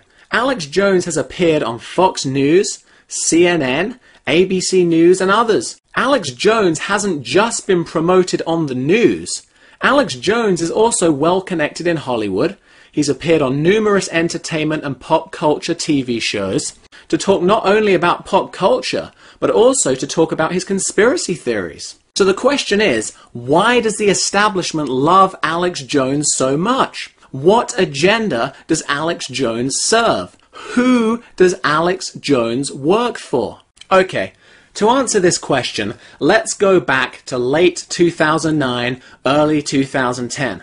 Deborah Medina was running for Texas governor against the incumbent Rick Perry and Kay Bailey Hutchinson. Medina was a hero of the conservative libertarian movement. Coming up in about 25 minutes, Deborah Medina, the candidate for governor of Texas in the Republican primary against Rick Perry and Kay Bailey Hutchinson. She continues to surge in the polls. She's a Ron Paul supporter, a Audit the Feder and In the Feder, a listener of my radio show, and she's the candidate for Texas. Now we're having the fake conservative rhinos replaced with true libertarian, true constitutionalists, true Americans. So whether she wins, loses, draws, whatever, or goes into a runoff with these characters, she is there injecting real issues, and this has a national import for our listeners across the country. A populist movement was growing. Real conservative candidates were winning pre-elections all over the country.